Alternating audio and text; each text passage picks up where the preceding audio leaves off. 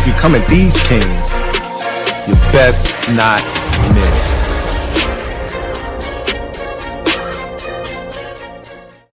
Shout out to Gabe. You know what it is? Hey, shout out to Gabe. So we head into this week 3 contest versus the Vegas Raiders. Before we can get to any of that, we got to discuss week 2, man. We ain't off the hook. It was crazy. We were just backstage talking about week 2 and how that shit still got lingering effects. Mm-hmm. How y'all fellas doing though, man? Oh man, I'm just happy to be here, man. Yeah, better. Oh man, it's a week later. I know they're gonna probably jump us for still talking about the last week's game. It was such an odd week. It was such a weird timing for us to hop back on and do something. So we got to start off touching on last week. Hell yeah, we can't ignore the elephant in the room. Like that shit was nasty. That shit was grotesque. It was disgusting. On every level. The lingering effects of that game are still with us, and we have to carry it with us for the rest of the season. You know, our quarterbacks dinged up. We lost 2 starters for the year. Noah Brown's early stint on the IR came early, and John Bates, who might be the damn best blocker on the team, is hurt. So many things happened on top of the loss. You know, it was just like a triple whammy of badness. We're gonna get to all of that. Let me ask y'all the first question. I got a series of questions for y'all. We just gonna knock them down one by one. First question: when did you go, oh shit, it's gonna be one of them nights? When did you first realize this ain't gonna be what we thought it was gonna be? When we were in the middle of the second quarter and the commentator already said Tucker Kraft is at a career high. I was like, oh yeah, it's about to be a long night, man. What was that moment for you, Ed? Man, honestly, it might have been on a play that didn't even count. Like when Jayden Reed caught the ball like in the corner, because that was definitely a touchdown. Yeah. And Jordan Love was just dotting us up. And they just kept going after Marshawn in that first quarter. I was like, man, we kept talking about them not having a wide receiver 1. It didn't matter. Yeah, you can go ahead and get Dontavian Wicks, Romeo Dubs on a slant, easy touchdown. You want to get Tucker Kraft, Musgrave, all them guys. So it was just a secondary for me in that first half, man. It was getting cut up. And then Jordan Love had to do my guy Trey Amos dirty and give him the dirty shoulder, you know. And that man on the injury report behind that shit, bro. Right. He caught a body on the corner. There got to be some bruised ego in there, bro. You can't let a quarterback injure you, bro, especially one that don't even run. Yeah, bro. That is some despicable work right there, man. Yeah. Rio asked us in the chat, what the hell is a Heath, bro? I don't know what a Matt Heath is. I don't know, but a candy bar is what I said. That was my answer. Yep. The Heath bar is a candy bar. Indeed. Never heard of one on a football field, and he got busy on Marshawn Lattimore. Word on the street, Ed Oliver caught a pass on Marshawn Lattimore. So the moment I realized very early on, like after seeing the Packers for about 2 possessions and seeing our offense for about 1 possession, I was like, oh, this is a long night. This is going to be a long night. I don't feel like we're going to shut this crowd up. And we don't look like the Hunters tonight. Like you could see the energy from the get-go. We're not the Hunters. We played scared. I saw fear in the eyes of my quarterback, my offensive coordinator, and a lot of players on this team. But I think the moment that it really stuck with me that we had no chance is when I saw on a 4th down, Debo and Terry come off the field on a 4th down, and we throw an isolated slant to Jalen Lane. I will never forget that. What the hell was the plan there, guy?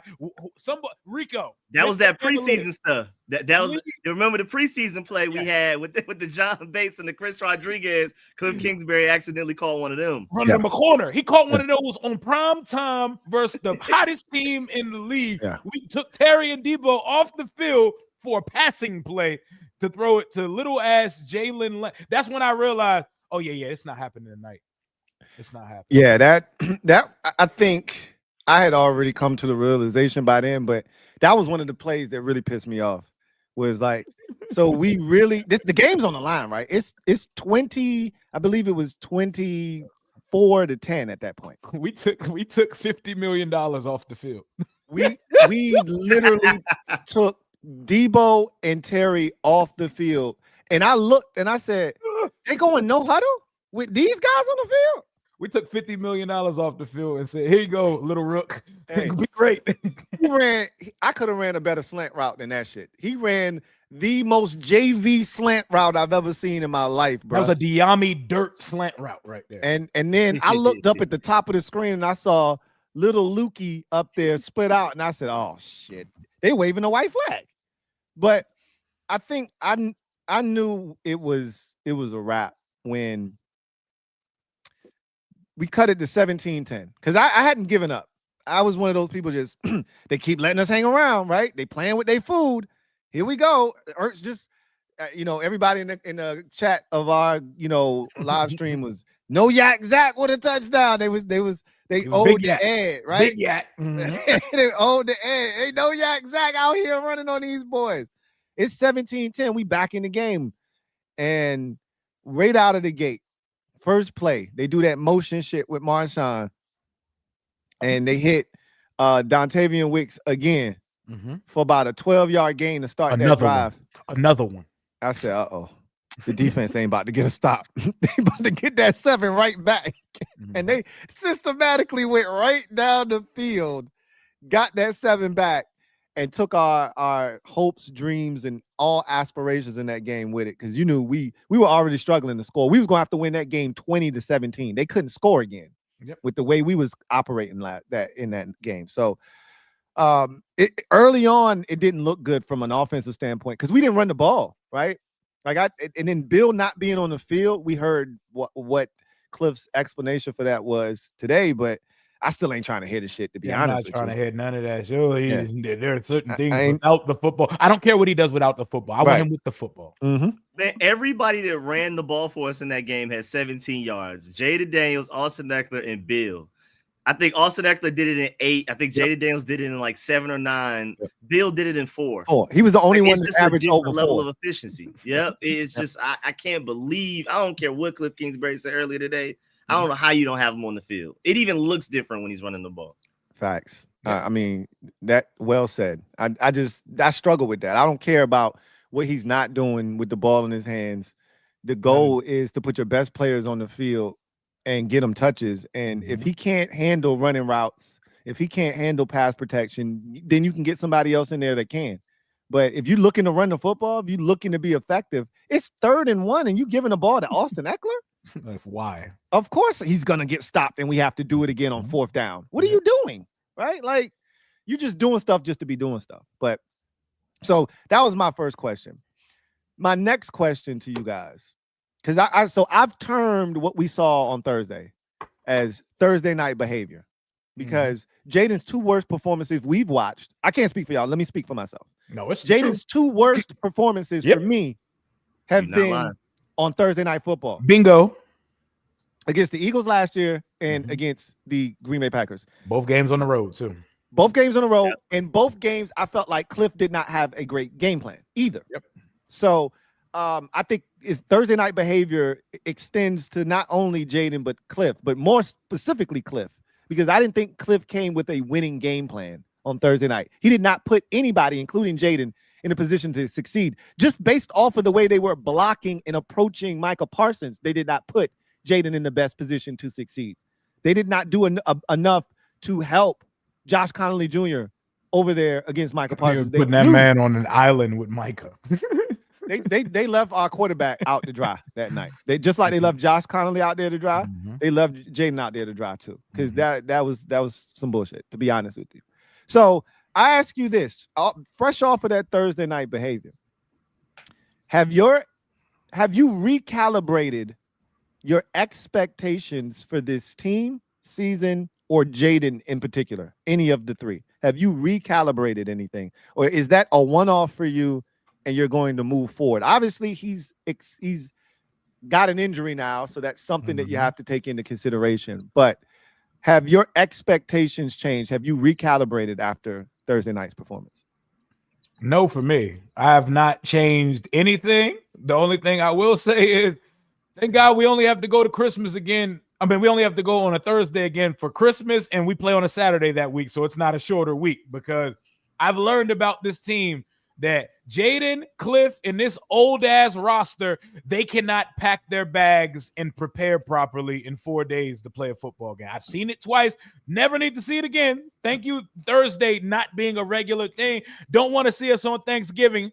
We'll probably see us on Thanksgiving next year. But this team cannot get up and get their old ass moving in 4 days. And whatever process Cliff and Jayden have, it's not something that you could just pack it up and go in a couple days. It's something that needs a week. My boy Jalen said Cliff be too busy during the nightlife during the week to be ready by Thursday. He was probably leaving Rose Bar when it was time to show up for the game. But yeah, he don't prepare game plans till Friday. Hey, that was definitely some night before shit he put together. Yeah, that it definitely felt like he put that shit together on the fly. But no, I'm still all wheels up.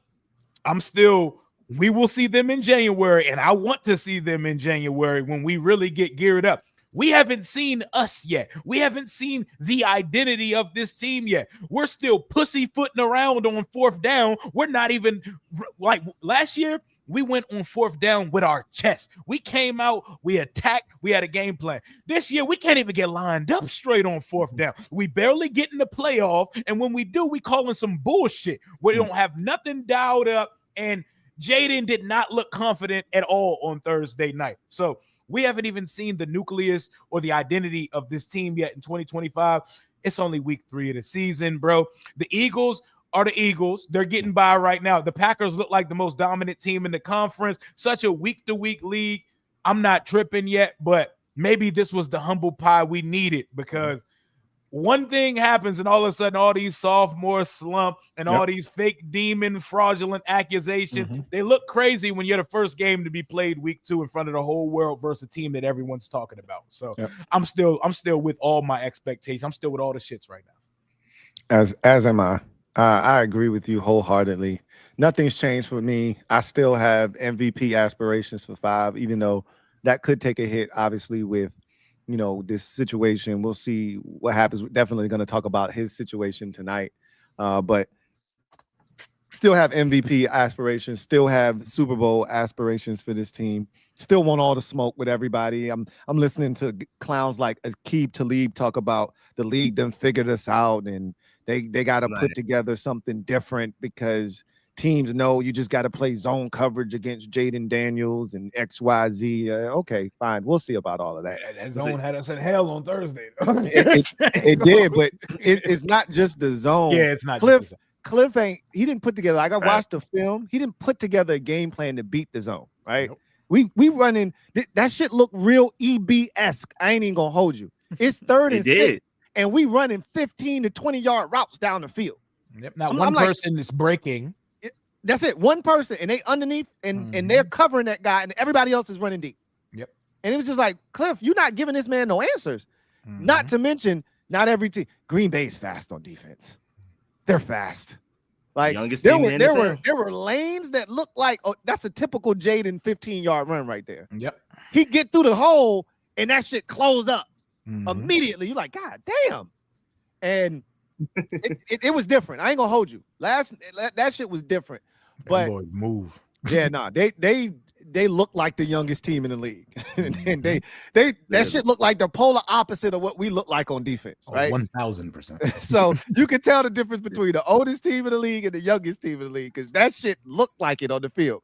But ultimately, to Rio's point, we haven't played even close to remotely close our best game yet. We haven't even looked like ourselves yet. Nope. At all, in no capacity. We can't even get tempo going because we can't even get positive gains on 1st or 2nd down. I mean, the shit that we're doing right now is so unlike us. And I think you're going to see a very focused team on Sunday. One that's pissed off, looking to take out their frustrations on somebody. Whether it's Jayden or Marcus, I don't even think it matters at this point. Somebody got to catch this work. So nothing's changed for me. But I know a lot of people do feel like, they've recalibrated their aspirations. Are you guys, Rico or Ed, among those who have recalibrated their expectations? Nah. So for me, nothing's changed. I was the one person that picked us to lose. I just didn't like the matchup. You did. I said it too. I was like, they look better than the Eagles. Like, they're the best team in the NFL right now. offensive wise, and maybe not offensive wise, but just as a whole team, collective unit. They just look like the best team in the NFL. And it was validated because guess what the Lions did to the Bears? They hung 51. And they literally shut down Jahmyr Gibbs, David Montgomery, Amon-Ra St. Brown, and they shut down that whole offense. So that's what kind of validated me a lot too. And then also some of the other games too, like the Giants game, that win looks like more of a legitimate win because they should have beat the Cowboys. So the Raiders can be our get-right game where the Packers literally dominated two teams that were in the Final 8 last year. We were in the Final 4. The Lions were in the Final 8. So that's two good teams that they really just dominated against. And then Matt LaFleur, him and Jordan Love have been together for years. So they got the continuity there. I know Rio talked about the short week. We literally had guys on rest days. Wednesday is our rest day, and we had to play on Thursday. Von Miller, rest day is Wednesday.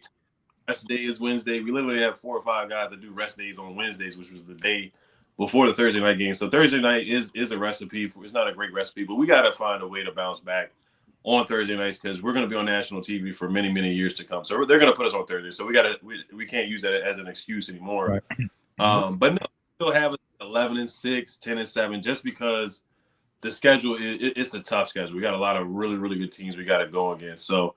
But we can't play scary football. We can't rely on Matt Gay 58-yard field goals. We can't even rely on a Matt Gay 52-yard field goal at this point. Yeah. So we cannot play scary. The clock management, I think they're going to get out of that. That's just not our identity. Terrible clock management before the half, and both games, terrible clock management before halftime, both times. Dan Quinn is usually good with that. Cliff is usually good with that. Jayden is included in that too, just being aggressive. So that's scary, non-aggressive football. We got to get out of that, get back to running the football.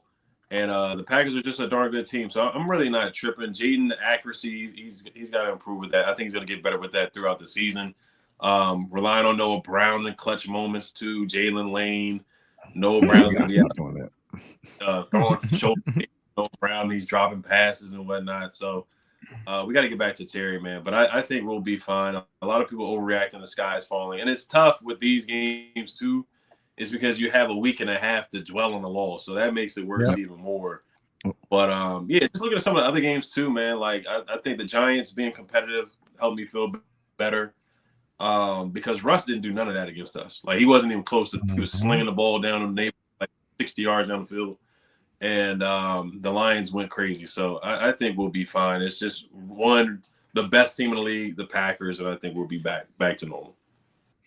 And to your point, I think Jayden's best ball of the night might have been the Noah Brown on the back. It was dropped. And he went straight through his damn hands. I'm like, you got to be kidding me, We bro. finally saw a Jayden-esque throw, and he dropped that joint. He just flat Wasn't it on third down, too? I'm not sure if that one was. I know the one that got punched out of his hands was on the third down. Okay. But the one that just went straight through his hands, that dime on the sideline, I don't know if that was a third down or not, but it felt like a third down. It was a chunk play, and we needed it. Yes, we needed it in the worst way.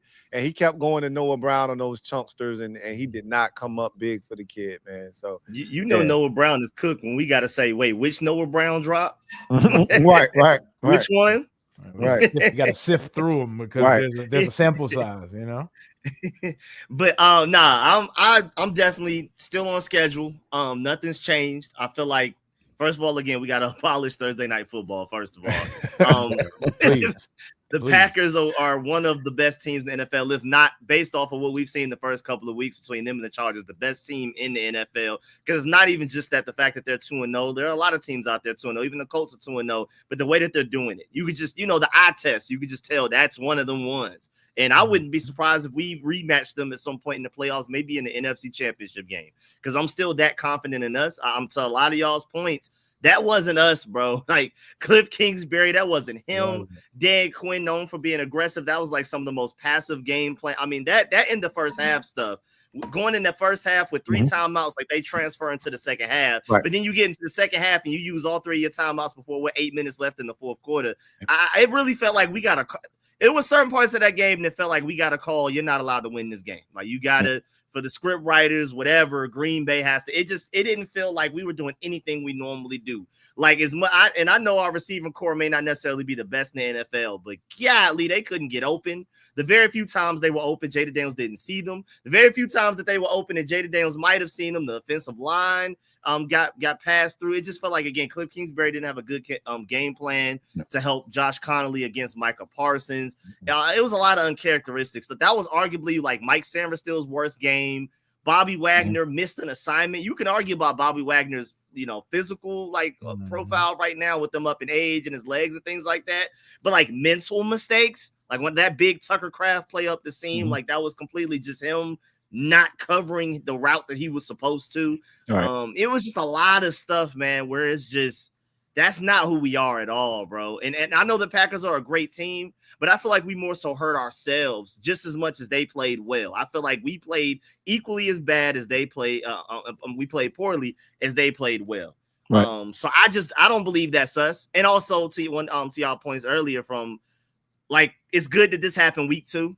I'm happy that it looks like teams figured us out week 2. Thanks for showing us what our biggest weaknesses are. Yep. Now we have the rest of the season to counter all of those weaknesses. So thanks for exposing exactly what we need to focus on and game plan for and against the most very early on in the season.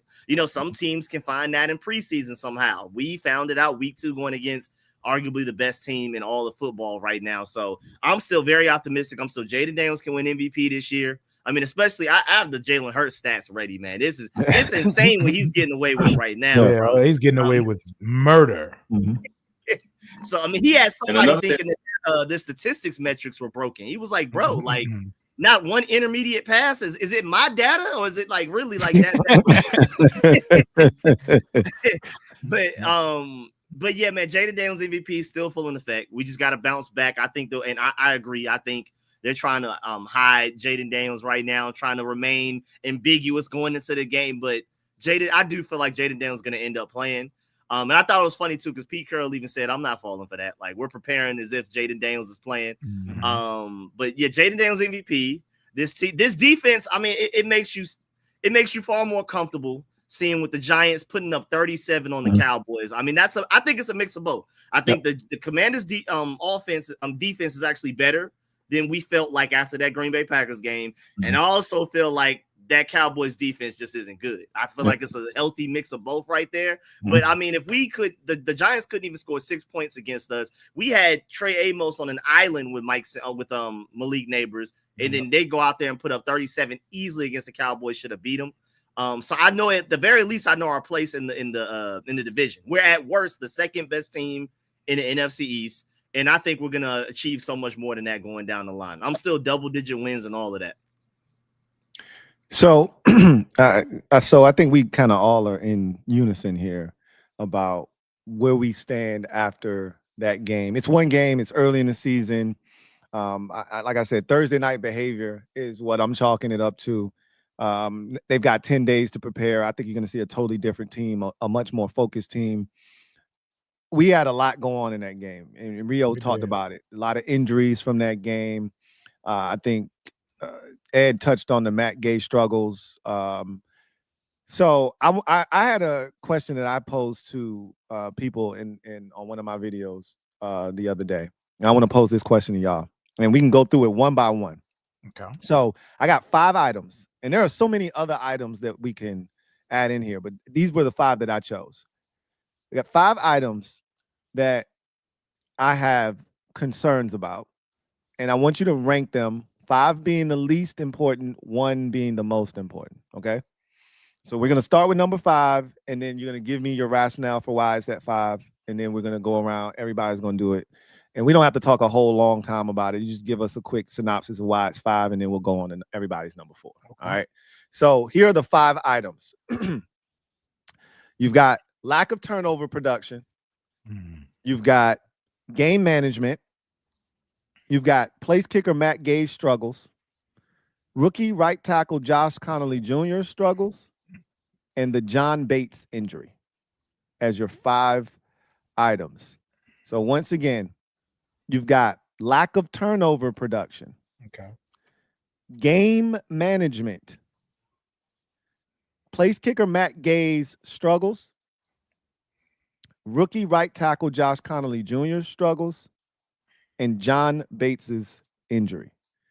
Rank those from 5, least important, to 1, most important. We'll start at number 5. And I'll start first to give you guys a little bit more time to kind of construct where your head is. So least important is 5, right? Correct. Correct. So I know my fifth, my least important for sure. Me too. Me too. My number 5 is rookie right tackle Josh Connolly Jr. struggling. Same here. That's me. I expected him to struggle against these teams early in the season, against these pass rushers. I knew he was going to have a tough time with some of these guys. You're talking about Brian Burns. You're talking about Micah Parsons. It's going to be much of the same if they don't do a better job of helping him. I think Cliff could have done a better job thus far of helping him out, specifically in that Green Bay game. But I knew it was going to be a tough task. You know, he's a rookie. These guys are seasoned veterans. I knew it was going to be a tough assignment for him, but I think he's going to continue to grow from this and be better. If we're talking about these same things in week 10, 11, 12, and against lesser pass rushers, now we have a real issue on our hands.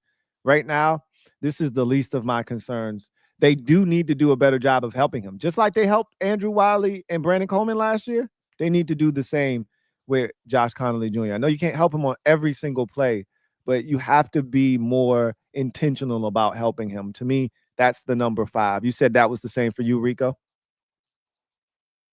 Yeah, exactly. Yeah, that's my 5th as well. Because I mean, I agree with you. I feel like it's expected. I mean, again, as a guy that tracks recruiting and I'm super into college and everything, I mean, the general synopsis around the scouting world is that this guy came out of the draft a year early, but that's why you were able to get him at pick 29. But a lot of people feel like if he went back to Oregon for one more year, he comes out, he's a top 5 pick. So the talent is there. I still firmly believe he's going to eventually become a perennial Pro Bowler at the right tackle spot, but it's just a little early for him. And then on top of that, the slate that he's gone against, a mixture of Abdul Carter, Kayvon Thibodeau, and Brian Burns, then Micah Parsons. And I mean, that Green Bay secondary was so good that not only do you have to block Micah Parsons, but you have to probably block against him longer than you would have if he was still on the Cowboys. Right. You know, Kayshawn Nixon looked like Darrelle Revis versus Hey, we was talking so much shit about their secondary too. My God, like he was rightfully pulling out the seatbelts on dudes. You know, corners just throw that out there anytime an incompletion happened around. Yeah. He literally had dudes in a straitjacket on Thursday. I did not know Darrelle Revis played for the Packers. Yeah, it was. Just let you know. 6 targets, 1 catch allowed, 9 yards allowed on that catch, 5 pass breakups, 39.6 rating. Gold jacket, Rico. Yeah. Hey, 1 yard of average separation on any targeted receiver. Yeah. It was really nasty what we were putting over there. We put Jalen Lane and Noah Brown over there, and he was shitting all over both of those dudes, man. It was bad. It was all bad. But yeah, man, I feel like, again, not just Micah Parsons, but that Green Bay secondary covered so well that you have to block against Micah Parsons longer on the Packers than you would have against Micah Parsons on the Cowboys. So I feel like that's even an important distinction as well. And of course, we have Max Crosby coming up this week, so things may not get much better. We'll see. Hopefully, Cliff Kingsbury has a game plan for this, and helps them, to Louie's point about, how they helped Andrew Wiley and Brandon Coleman last year with some chips from the tight ends and the receivers and things like that. But it's just kind of expected. He's still raw. And honestly, he's not even as bad as I thought he could ultimately be. It's not as great as I hoped, but it's not as bad as I thought it would be. I felt like he played better against the Giants than he was given credit for. And Micah Parsons is just Micah Parsons, man. We haven't blocked him yet. So with anybody any year. So I wasn't too surprised by that. Laramie Tunsil even had a bad couple of snaps against them in that same game, and he's the perennial Pro Bowler that we traded for. So I'm not too surprised by the Josh Connolly struggles. Yeah, for me, my number 5 is the kicker. My number 5 of importance, least important, is the kicker. Wow. Because unless your kicker is a weapon like 85% of the league has right now, your kicker's not a real person. And we are in the 15% category of not a real person, despite the fact that we're paying him highest on guaranteed sign, whatever it is that we keep having to talk about every time we mention Matt Gay. I hate it. I'm looking around league-wide on Red Zone. Everybody's got a kicker. But this is least important for me on this list because, I mean, kicker wasn't a weapon for us last year. Kicker still isn't a weapon. So the first two coming on my list, it's who we are. So that's why it's of least importance to me. So it's the kicker for me. It pisses me off that we can't even dare kick over 50-yard field goal. I don't like when we're settling for kicks. We're afraid to go for fourth down. Like, we're supposed to have that in the tuck. Who needs a kicker? 20 out of 23, fourth down. Bro, we can't. We got to get back to playing us football. And part of that is not relying on no damn kicker named Matt Gay. So that's number 5 for me. Ed. For me is going to be clock management, because I think they're gonna snap out of it. I think they're eventually gonna snap out of it and getting back to being aggressive. Those are some very easily fixable things, where I think some of the things that I have ahead are gonna take a little bit longer to fix, like the not calling a run play before the Giants' first half. And then Jayden has the intentional grounding. I think that's something that we can easily fix. And then just not being scary. 4th and 4, you decide to kick a field goal, 58-yard field goal. So you learn your lesson from that, not to trust Matt Gay from anything more than really 50 at this point. If it's 4th and 3, you're just going to have to be aggressive for the most part. I mean, sometimes you're going to have to throw him out there and trust him for like a 52, but, we're just going to have to go back to our bread and butter from last year. Yeah, you're not going to be 87%. You may not be 87%. We're already messing that up already from 4 downs. And it's just hard to repeat that. But I still think we can be, 70% just because we're that good to do that on 4 downs. Jayden is that dynamic to get back to that. When you're that dynamic on 4 downs, that makes it so much easier on clock management, those 2-minute warning situations. We were so good at that last year, getting a field goal, getting a touchdown in the 2-minute warning situations. So I think clock management will get back to that. As far as Dan's been good with challenges, different decisions. So for me, I think it's gonna be clock management. Yeah, the least of my worries is clock management. So number 4, I'm gonna let you start right there with you, Ed. What's your number 4? Number 4. So it's so the other options are Connerly. You got Connerly struggles. You got Matt Gay struggles, lack of turnover production, and John Bates' injury. John Bates. Okay. So for me, 4, I'm gonna say lack of turnovers. That's just been Joe Witt Jr.'s identity. That's just something we didn't do. We didn't do that last year until the Lions NFC Championship game. I mean, the divisional game. That was really like the first game where you can say we really took the ball away multiple times and swayed a game that way, with the pick 6 from Quan Martin, Mikey running the route for Jamison Williams. Like, we won a lot of games because we just don't turn the ball over. That's the thing. That's what helps us so much, because Jayden doesn't turn the ball over. If we were a team where our quarterback turned the ball over multiple times, or put the ball in harm's way, or we fumble, knock on wood, then it would really, really, really hurt. It still hurts, but Jayden is so smart with football. Even though he didn't have a great game, like, he just doesn't turn the football over. He just doesn't put the ball in harm's way like that. So, and that comes into the whole turnover differential part. We just don't lose the turnover battle like that. We, even in losses, we usually don't even lose the turnover battle because of our quarterback. So we know what Joe Witt Jr. does for the most part. He says ball is life on press conferences on Thursday, and not get turnover. I ain't heard him say that once this year. I think he knows. I probably should just leave that alone. He knows his personnel now. Yeah, I think this is the golden opportunity this weekend or Sunday to get a turnover against Geno. We almost had one, but Bobby had the hit to the face, and it's annoying because watching a lot of the games, Dak Prescott, there was a lot of, I hate to blame the refs, but Micah was hitting Jayden. He hit Jayden late a couple times, probably at least twice, where Dak got a call, Pat Mahomes got a call. Watching a lot of the other games, quarterbacks get more favor than Jayden does, and they're starting They were hitting Jayden 2-3 steps after the ball was gone all night, ass up. and they ain't call a damn thing. I can't say those officials was just letting both teams play though. They won't call nothing on either side, because we was getting away with some shit too. Yeah, we was. That's why I said they was letting some shit go on both sides. I can say that for sure. Yeah, and then the whole the hit where he got hurt, I thought that was a hip drop. It is what it is. There hasn't been a fine given out. I don't think they may not. Who knows? But Joe Witt Jr. We don't force turnovers, man. And Marshawn's not going to get one. That's for sure. So I think chair shot. And chair shot. Yeah, Marshawn sucks. We're gonna have to talk about that later.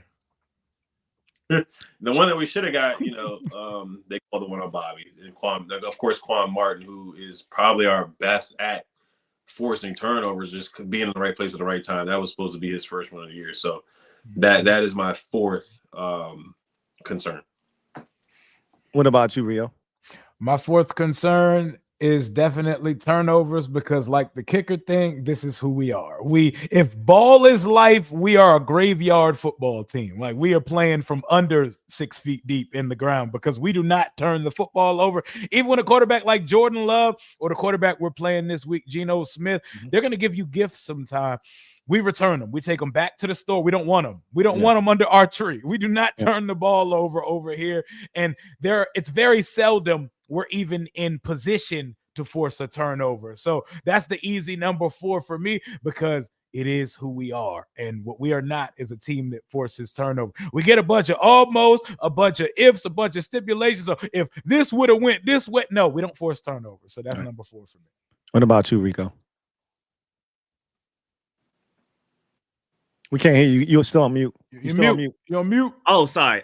Thank you. Number 4 is Matt Gay for me. Because I feel like they came into the season knowing who he was. We're a stats-based franchise. And so I'm pretty sure if we're aware, they were fully aware that this guy couldn't kick a 50-plus yarder to save his life last season.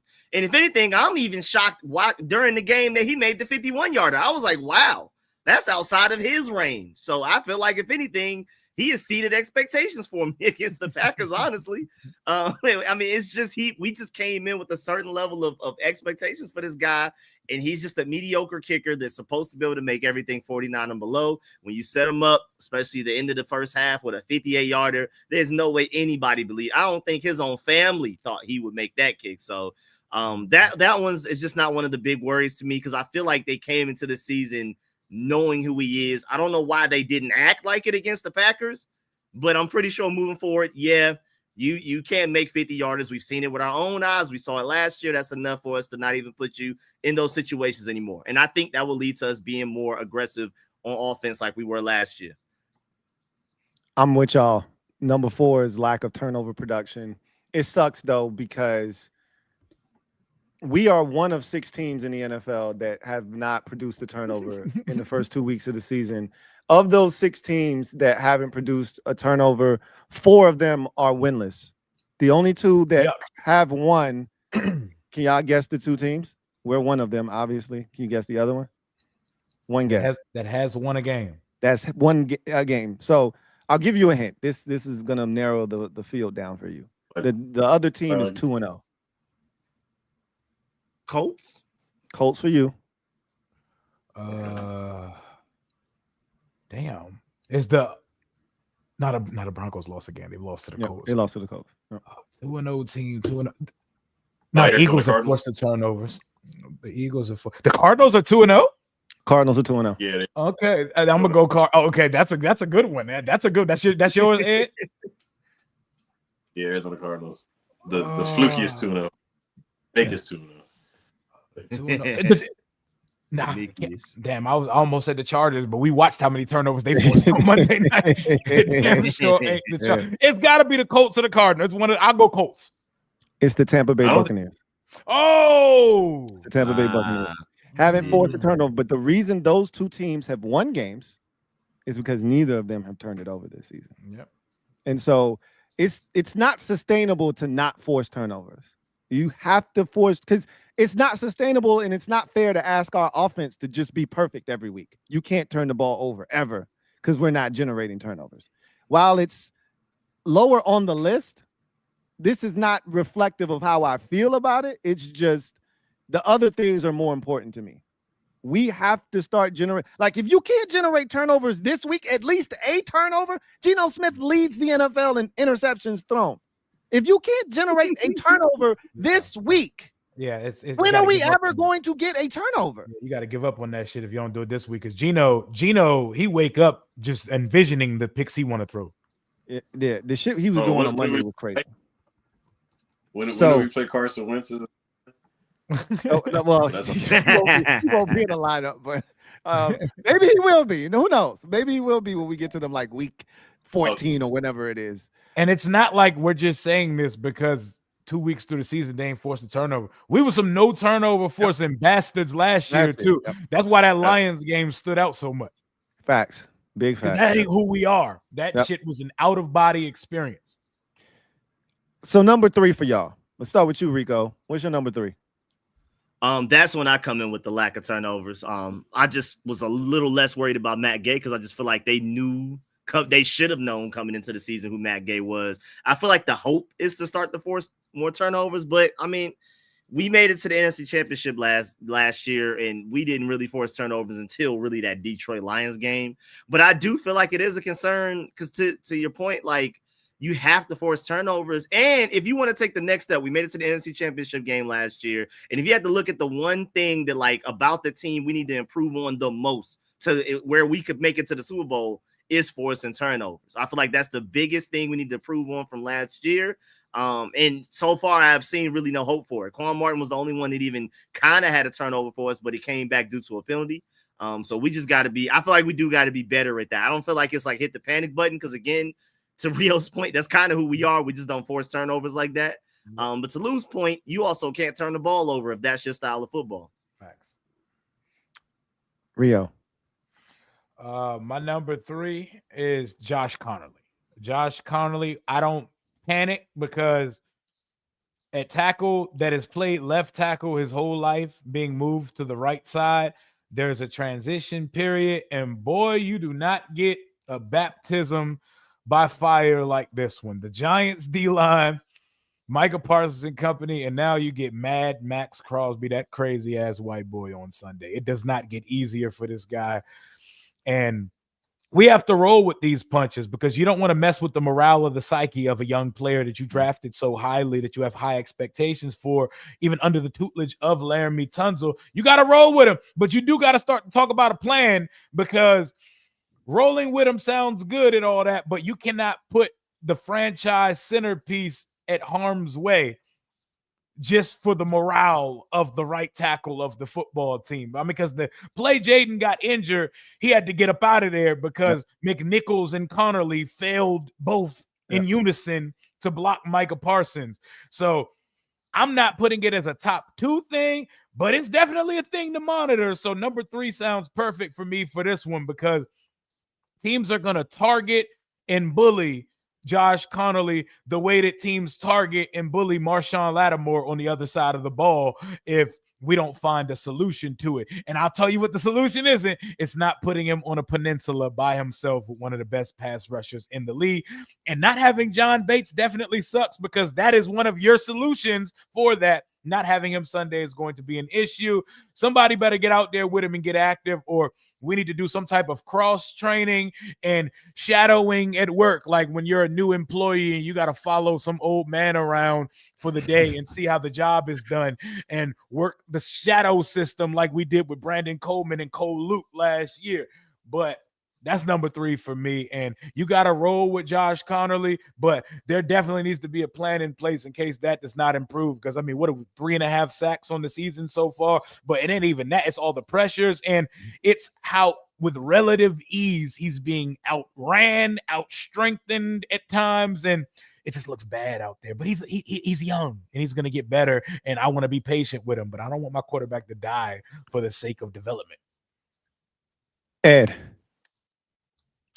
I'm gonna go with the John Bates injury. That's a huge injury, man. He could have 0 receiving yards the whole season, and we'd be fine because we know how good of a blocker he is. That's how impactful he is as a blocker. He's like another offensive lineman out there. I mean, the guy he just moves people, and he's really good in the run game, pass protection, whatever you ask him to do. That's what he does. That's how he earned the 3-year extension or new contract that he got. And then just help, and then the guys behind him. It's not only just him being out. It's the guys behind him. It's just the unknown with Ben Sinnott. You know, we really want to see what he can do. This is the opportunity for him to show what he can do, not only just as a blocker, but just receiving wise.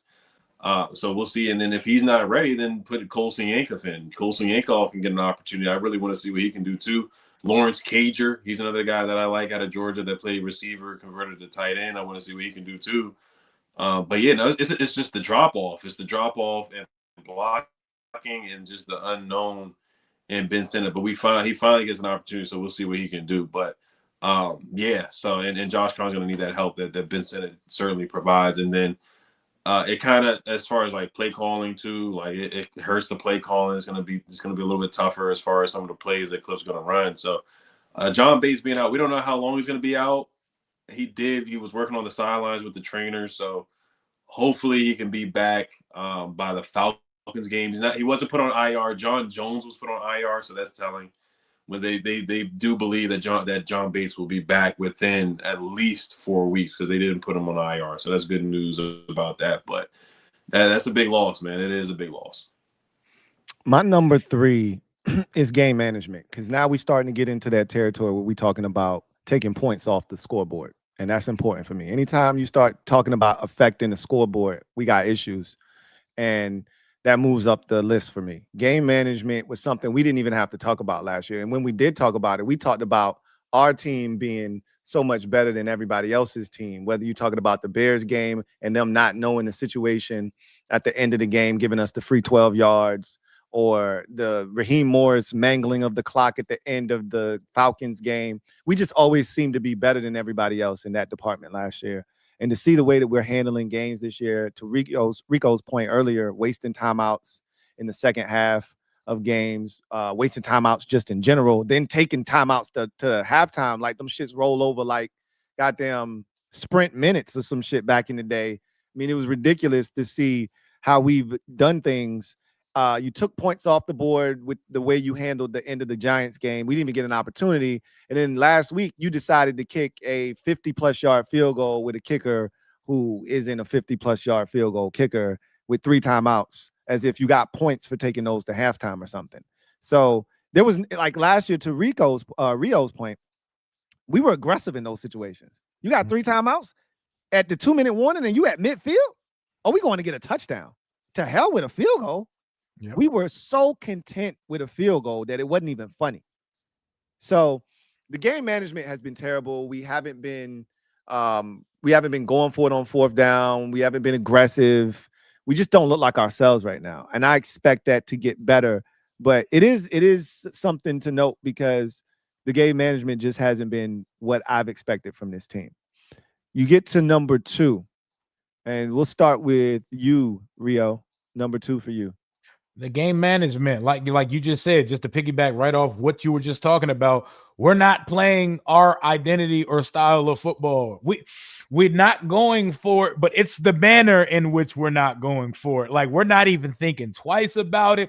Jayden looking to the sideline, they not looking back. And then when we actually do go for it, we call some bullshit. We're not running it with confidence. Like, there's too many procedural things. There's way too many times. It looks like we're back in the rookie operation, the lab rat experimental part of the developmental process. We look like guys did not practice together all summer, which in a lot of cases is the truth. It still looks like that 2 weeks through the season, especially in a short week coming after the week 1 victory where we weren't the sharpest, but the level of opponent, we were allowed to get away with some things. But it's definitely that for me. Number 2. Rico.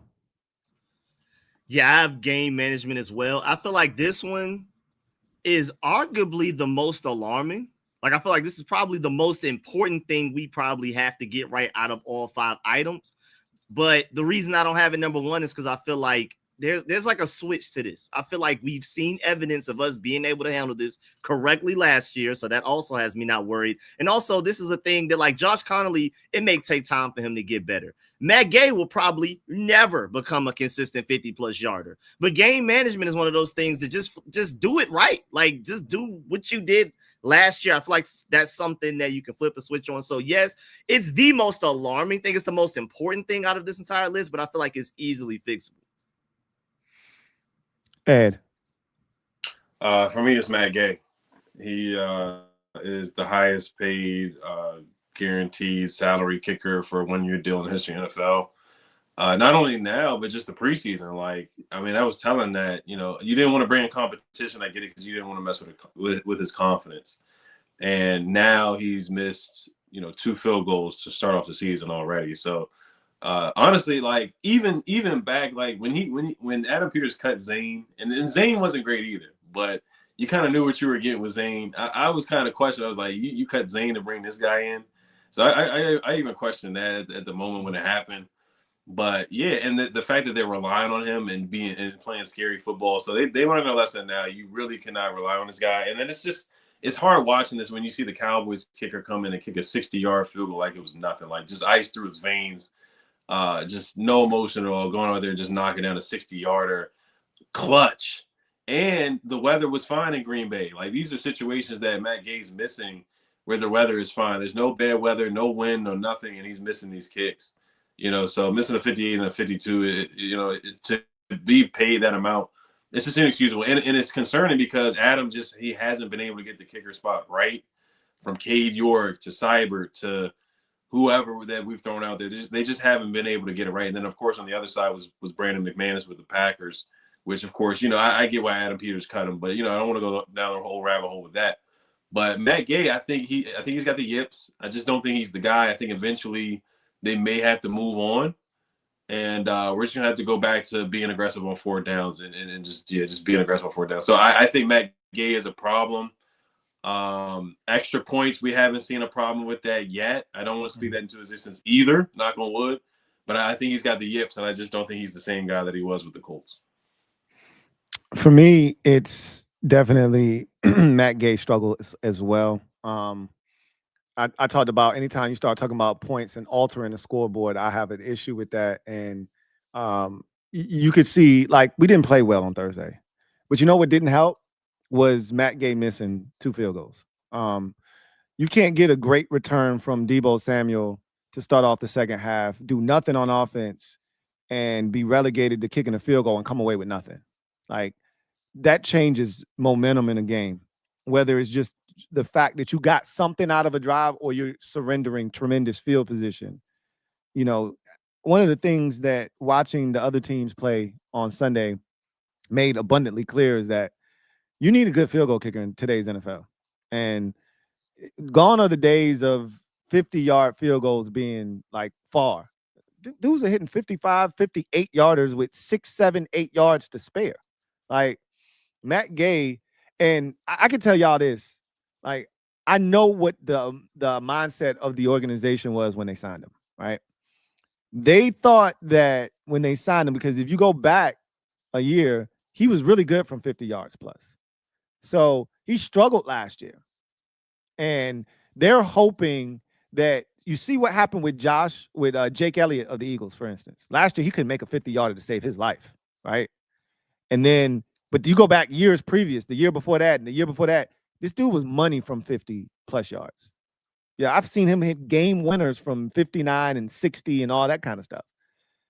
He's back to hitting those 58-yarders. He had like 2 of them against the Chiefs, right?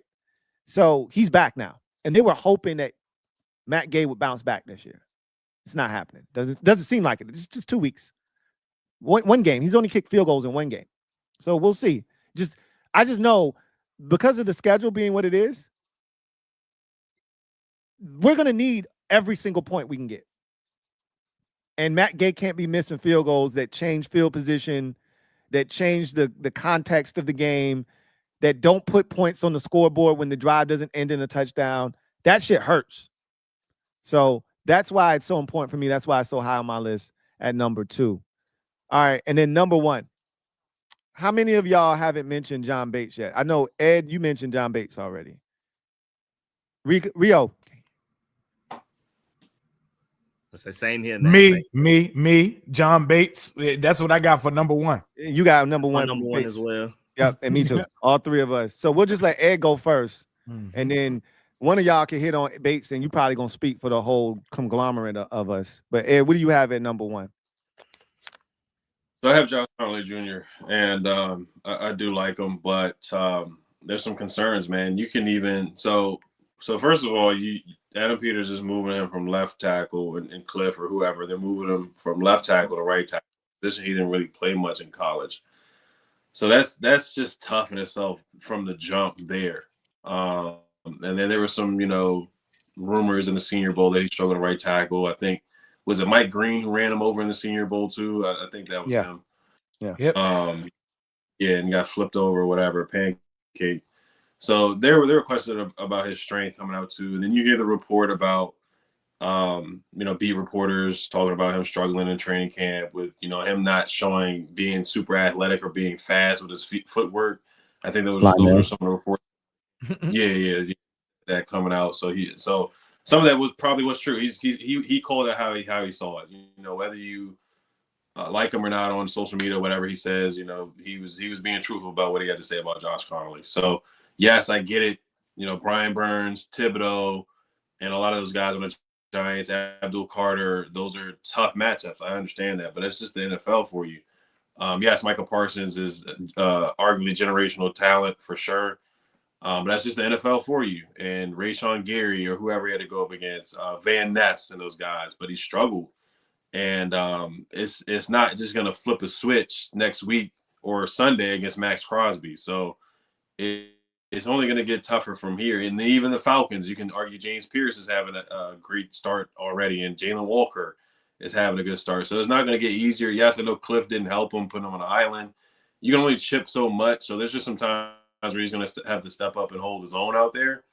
So I do think they should at least have eased them in with the Brandon Coleman and Cornelius Lucas. I really thought they were going to do that. I was surprised they did not do that. I'm gonna have Andrew Wiley play at least 30% or 40% of the snaps and just ease them in, because you're moving them from left tackle to right tackle, which is just tough for him. So I get it. Cliff wrote on a piece of paper that he wanted them really badly, and there's growing pains.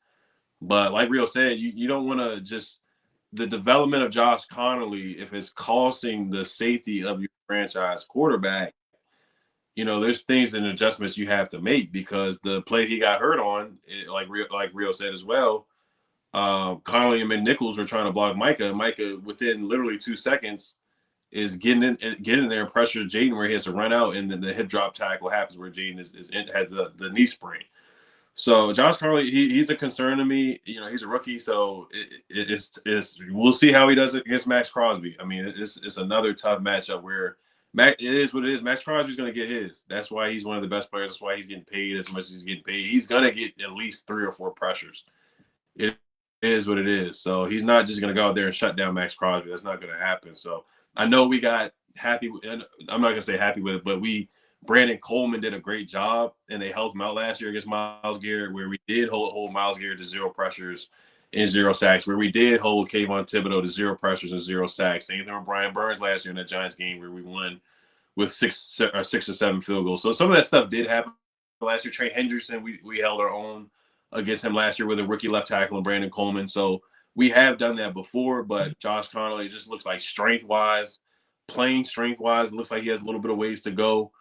So that's my biggest concern. When you have your right tackle who's struggling out there, penalties against the Giants too, the confidence thing too. So it's a major concern to me, man. I'm rooting for the guy, and I think he will have a solid career.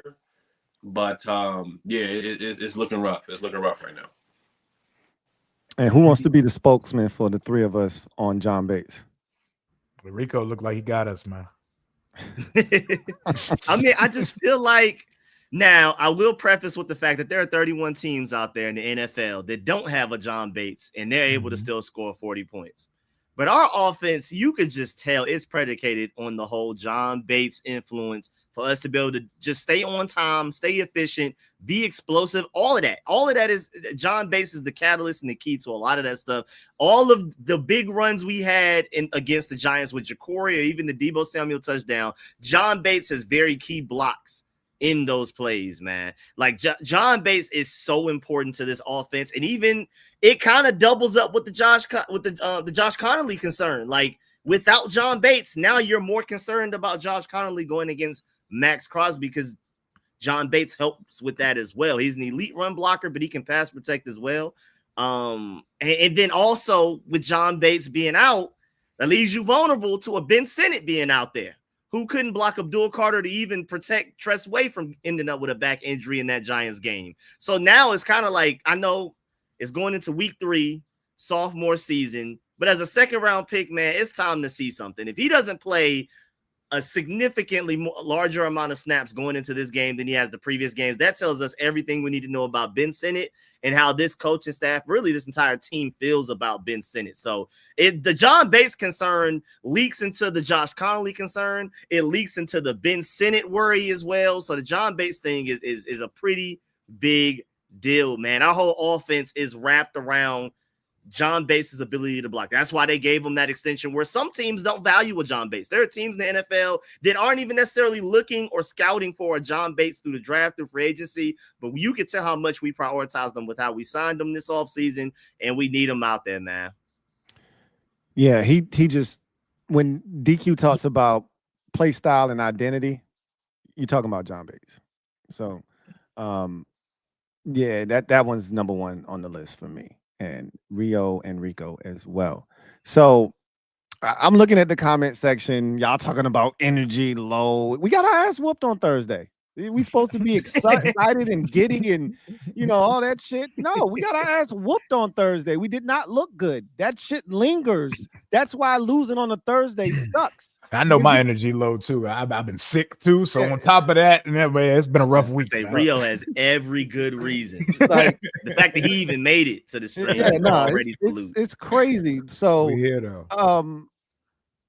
Things about to be on the up and up. Nobody's panicking. I see some of y'all talking some stupid shit in the comment section about us panicking. It's only been 2 weeks. You can be concerned about things and still be optimistic. That's the problem with the fan base. It's either one end of the spectrum or the other. Like, you can't say anything negative and still feel positive about the team. Like, and you can't be negative towards one player, and if you forget another player, you're excusing one. Like, you know, like, we know Marshawn looks like shit. Does that mean Mikey look good? No, he looked like shit too, you know, but some guys shit stands out more than other guys shit. Absolutely. So we're gonna take a quick break, get a word from our sponsor, Sleeper, come back on the other side and chop it up with y'all about the upcoming game versus the Las Vegas Raiders. Sleeper is the best way to experience and connect over sports together. It's a one-stop shop for all of your sports needs. You can celebrate and chat in the games in real time with other users, get the fastest scores, blazing fast news and alerts right at your fingertips. Play in fantasy leagues and win real money on picks contests. So enjoy sports the way they were meant to, together. Download the #1 sports app today. All right, so real quick, man, we just want to give y'all a quick reminder, man. Down in the description of this video, you will find a link to the Sleeper app where you can download it. It is available in over 25 states, over half of the United States. Make sure that you check to make sure it is available in your state. And if it is, do us a favor. Do yourself a favor. Download the app. Use the promo code KINGS25 to get you 100% deposit match up to $100. That's buck for buck match. If you put up $100, they're going to give you an additional $100 to bet with. This is by far and away one of the best things that I've done to enhance my sports watching experience. And it's just not limited to the NFL. That's what we talk about. That's what I talk about mostly. But there's college basketball. There's the NBA. There's WNBA. There's Major League Baseball. There's so many different things. They're working on soccer and other sports as well. So download the Sleeper app and use this opportunity to put some money in your pocket and turn every day into payday, right? So shout out to Sleeper for sponsoring this stream. We can't thank them enough for allowing us the opportunity to endorse that wonderful product. So let's move on to this week now. Jayden Daniels, and we talked about his status for this week. I know a lot of people have been like, okay, so what you think should happen and what will happen are two different things, right? What do y'all think should happen if it were up to you? And I'm not looking for an explanation. Would you sit him or would you play him? Let's just go around real quick. Rio, would you sit him or play him? Should happen. I would sit him. Rico. Yeah, I'm leaning towards sitting him. Ed. Yeah, I'm on the side of caution. So yeah, I would sit him. I myself I'm a play guy if he is good. But and again, we know it's a knee sprain. We don't know the severity because they don't tell us anything, which is fine. I don't care that they don't tell us. I'm on the side of play. And this is the thing about fans that I find interesting. Fans are the ones that are like, oh, it's the Raiders. We don't need them for the Raiders this week. We can beat them with Marcus Mariota. Just put Mariota in the game. The team don't think like that. They don't think like, oh, no, we should be able to win without Jayden. There's certain instances where you go, yeah, this dude probably could play if we were playing a better opponent or whatever. But generally speaking, teams don't look at it that way, especially when you're just coming off getting your ass whooped like we did on Thursday Night Football. And I think if anything, if you say it's the Raiders, I feel like it's the opposite effect. That's the team with Max Crosby over there with Josh Connolly still getting his feet wet, still a little raw, still struggling a little bit. You just lost your best pass protector running back in Austin Eckler. If anything, I feel like it's the Raiders should have the opposite effect, especially when your quarterback is the one that you're worried about injury-wise. Yeah, and that could also play a factor into their decision-making process. If he's not healthy, I say sit him too. But I've been adamant this entire week. Now, here's what you think they're going to do. And I've been adamant. I think he's going to play. I've been saying that from the jump. I think he's going to play. This feels like straight out of the playbook from the Carolina game last year going into Chicago, right? Yeah. Yep, right. Coming out of that Carolina game, going into the Chicago week. Marcus did the press conference on Wednesday. Jayden did not practice until Friday, and then he played on Sunday. What do you guys think ultimately is going to happen in this the lead up to this game with Jayden Daniels? Do you think he's going to play? Yep. I think he will play. Yep. Same. I think he's playing on Sunday. What about you, Ed? No, I actually don't think he's gonna play. Didn't practice. Ed been hot too. Ed been hot. Now you did bring up a good point where last year they handled it similarly where he didn't do the presser. He was a DNP Wednesday and Thursday. I think Friday he might have been limited. And I think they did something on Saturday. It was like a private thing with him and Dan Quinn. And then Dan Quinn was like, he's a tough, he always says like ASS competitor or something like that. Dan was like, yeah, he's super tough and all this stuff.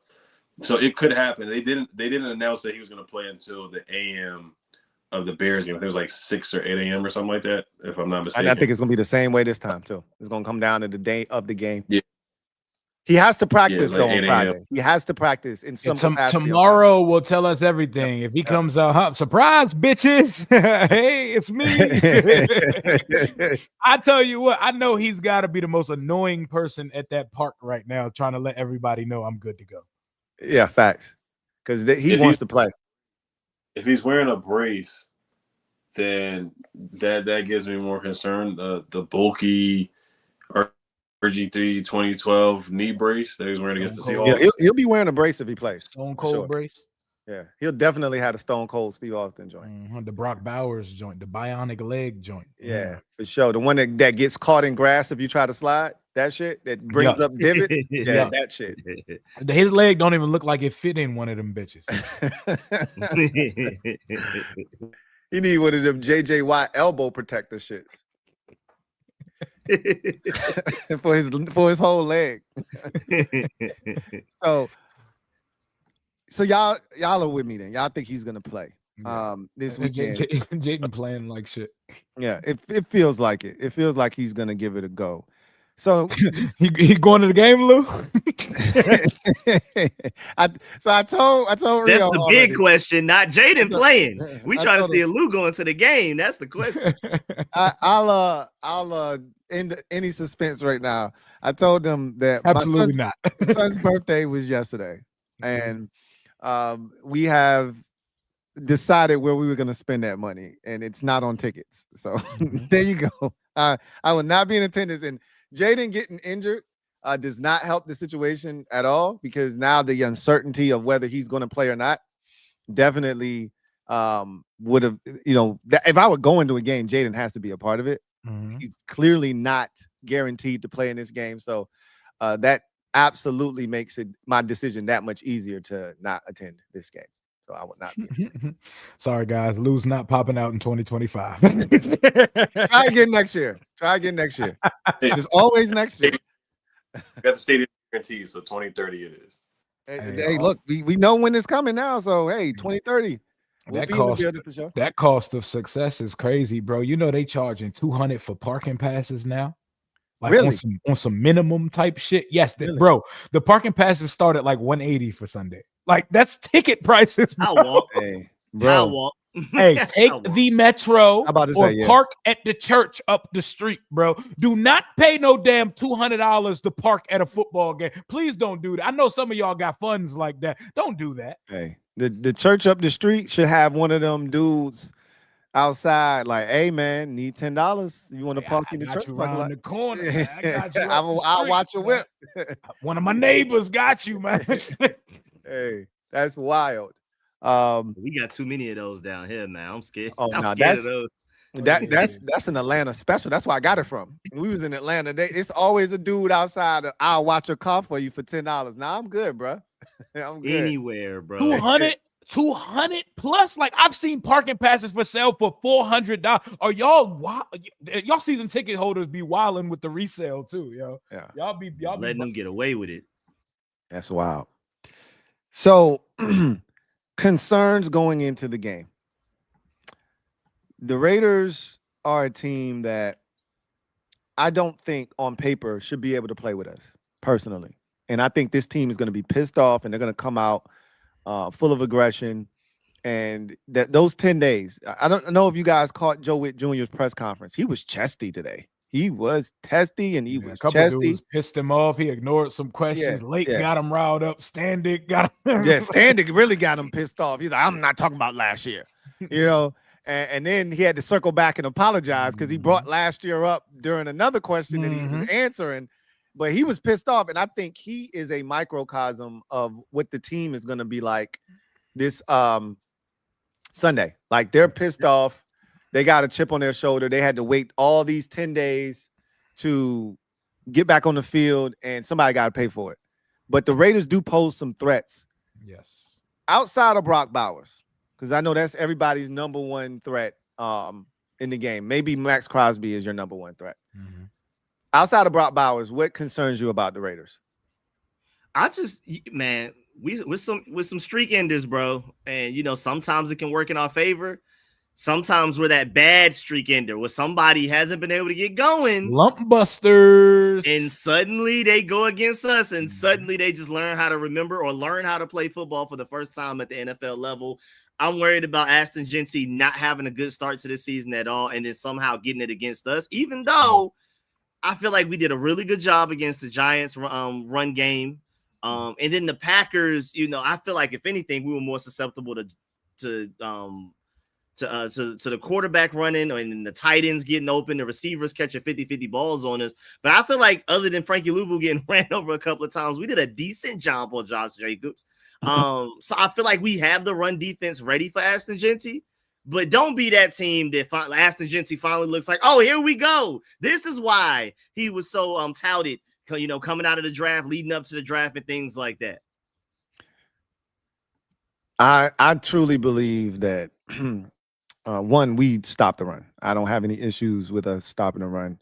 The Raiders' offensive line, they're not run blocking guys. Their best offensive lineman, Colton Miller, is a beast of a left tackle as a pass protector, but he's not much of a run blocker, and none of their guys are really that proficient at run blocking. And they don't scare me. And Chip Kelly, for whatever reason, and the reason that they've given in Vegas is they want to preserve Ashton Jeanty for later in the season. So he won't turn them loose.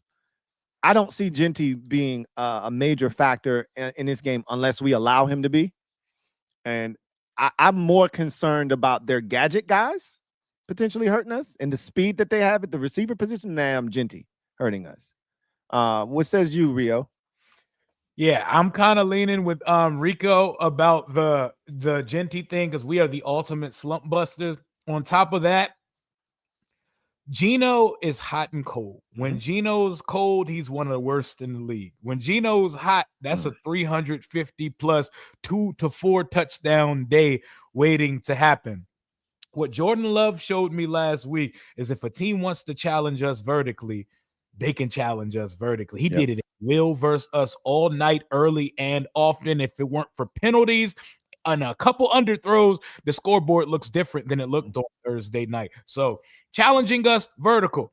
Are we about to have Bobby Wagner running the 40-yard seam fade with Brock Bowers?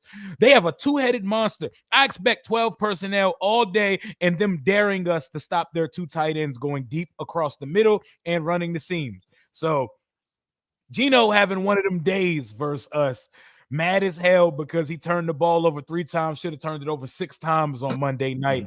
That scares me. From the defensive side of things, Max Crosby dominating. That terrifies me. This Laulu kid they have who has 3.5 sacks right now, he's pretty good as well. So our offensive line having a repeat showing from Thursday, but slump busters. If we come out and let Gino look like his best self, if we come out and finally let them figure out how to get Genty going, it's gonna be a long day for us on Sunday. Ed. I'm gonna go with Tom Brady, man. He already did our game, so he knows everything about us. Stop that shit. Secondly, Jeremy heard you guys' jokes. Yeah. Since he heard you guys' jokes from a couple months ago. You said he got his head in the game? Right. Hey, chill out, man. All of them. Jeremy binge on you guys, but Hey, no, pause, also, man. Chill out. You guys hit the points with Max Crosby and the secondary. For me, I'm gonna go with the secondary. I think we're gonna do a good job against Ashton Genty. I think we've done a good job so far with the run. I know it's with run defense. It's only been 2 games, but we did a solid job against Tyrone Tracy. Josh Jacobs had to get a tough 84-yard game. It was not an easy 84 yards like we gave up last year. Like he had to make every run. For the most part, was tough. We didn't give up any big runs. Knock on wood. Any explosives on the ground for the most part. So I thought we did a pretty darn good job. If before the game, if you told me we would hold Josh Jacobs to 84 off of like 3 yards per carry, I would say job well done. And I think the run defense was not the reason why we lost to the Packers. So I think once again they're going to do a good job against Ashton Genty. That's just my thoughts on it. But I think the secondary is the biggest concern. I think teams and around the league, they know that Marshawn Lattimore is not the same guy. I think they're going to go after him. I think Jacoby Myers is a problem, not just Brock Bowers, not just Michael Mayer. Jacoby Myers had 1,000 yards last year. I think he's a legitimate number 2. You could argue possibly number 1 in this league, possibly, but I think he's a darn good receiver. They got speed. Dante Thornton, man, out of Tennessee. They've already given him multiple targets down the field, and he has a couple catches already. Trey Trucker, whatever. Yeah, Trey Rucker. Trey Tucker. Yep. Tucker. Yep. Got some speed to him. Etch hasn't done much yet, but he's not terrible. Like they have some guys that can go and make some plays other than just Brock Bowers. So the secondary's got to step up, man. And like we brought up, Frankie Lou hasn't done much either. Bobby Wagner is, he's 35, 36 years old at this point. Louvu on a milk carton right now. Right, yeah. He got ran over by Josh Jacobs in the end zone. But that wasn't fair. The offensive lineman was holding his arm. He couldn't protect himself. This is true, but like when you haven't done nothing, it stands out. It stands out more, bro. Yeah. It was bad. That is true. Where my demon go? But no, I'm gonna say Marshawn and then starting to pick on him right now. I think Dante Thornton is a guy that they got to watch out for because Matthew Golden got passes too. Yeah, Jordan Love missed him. He was open down the field. Everybody with speed, they can catch us and make a play. So that's he got behind us twice. Yeah, and Jordan Love just missed him. He overthrew him. Yeah. So I agree with you guys about the speed of the Raiders. That does concern me more so than like Genty getting off. I just don't think they're built to do that. And I don't think Chip Kelly is dedicated enough to stick with it. Even if it was working, because it was working Monday, if you ask me. That was Genty's best game out of the 2 so far. He was having success and he just went away from him. He didn't keep running the football. I am concerned about their speed.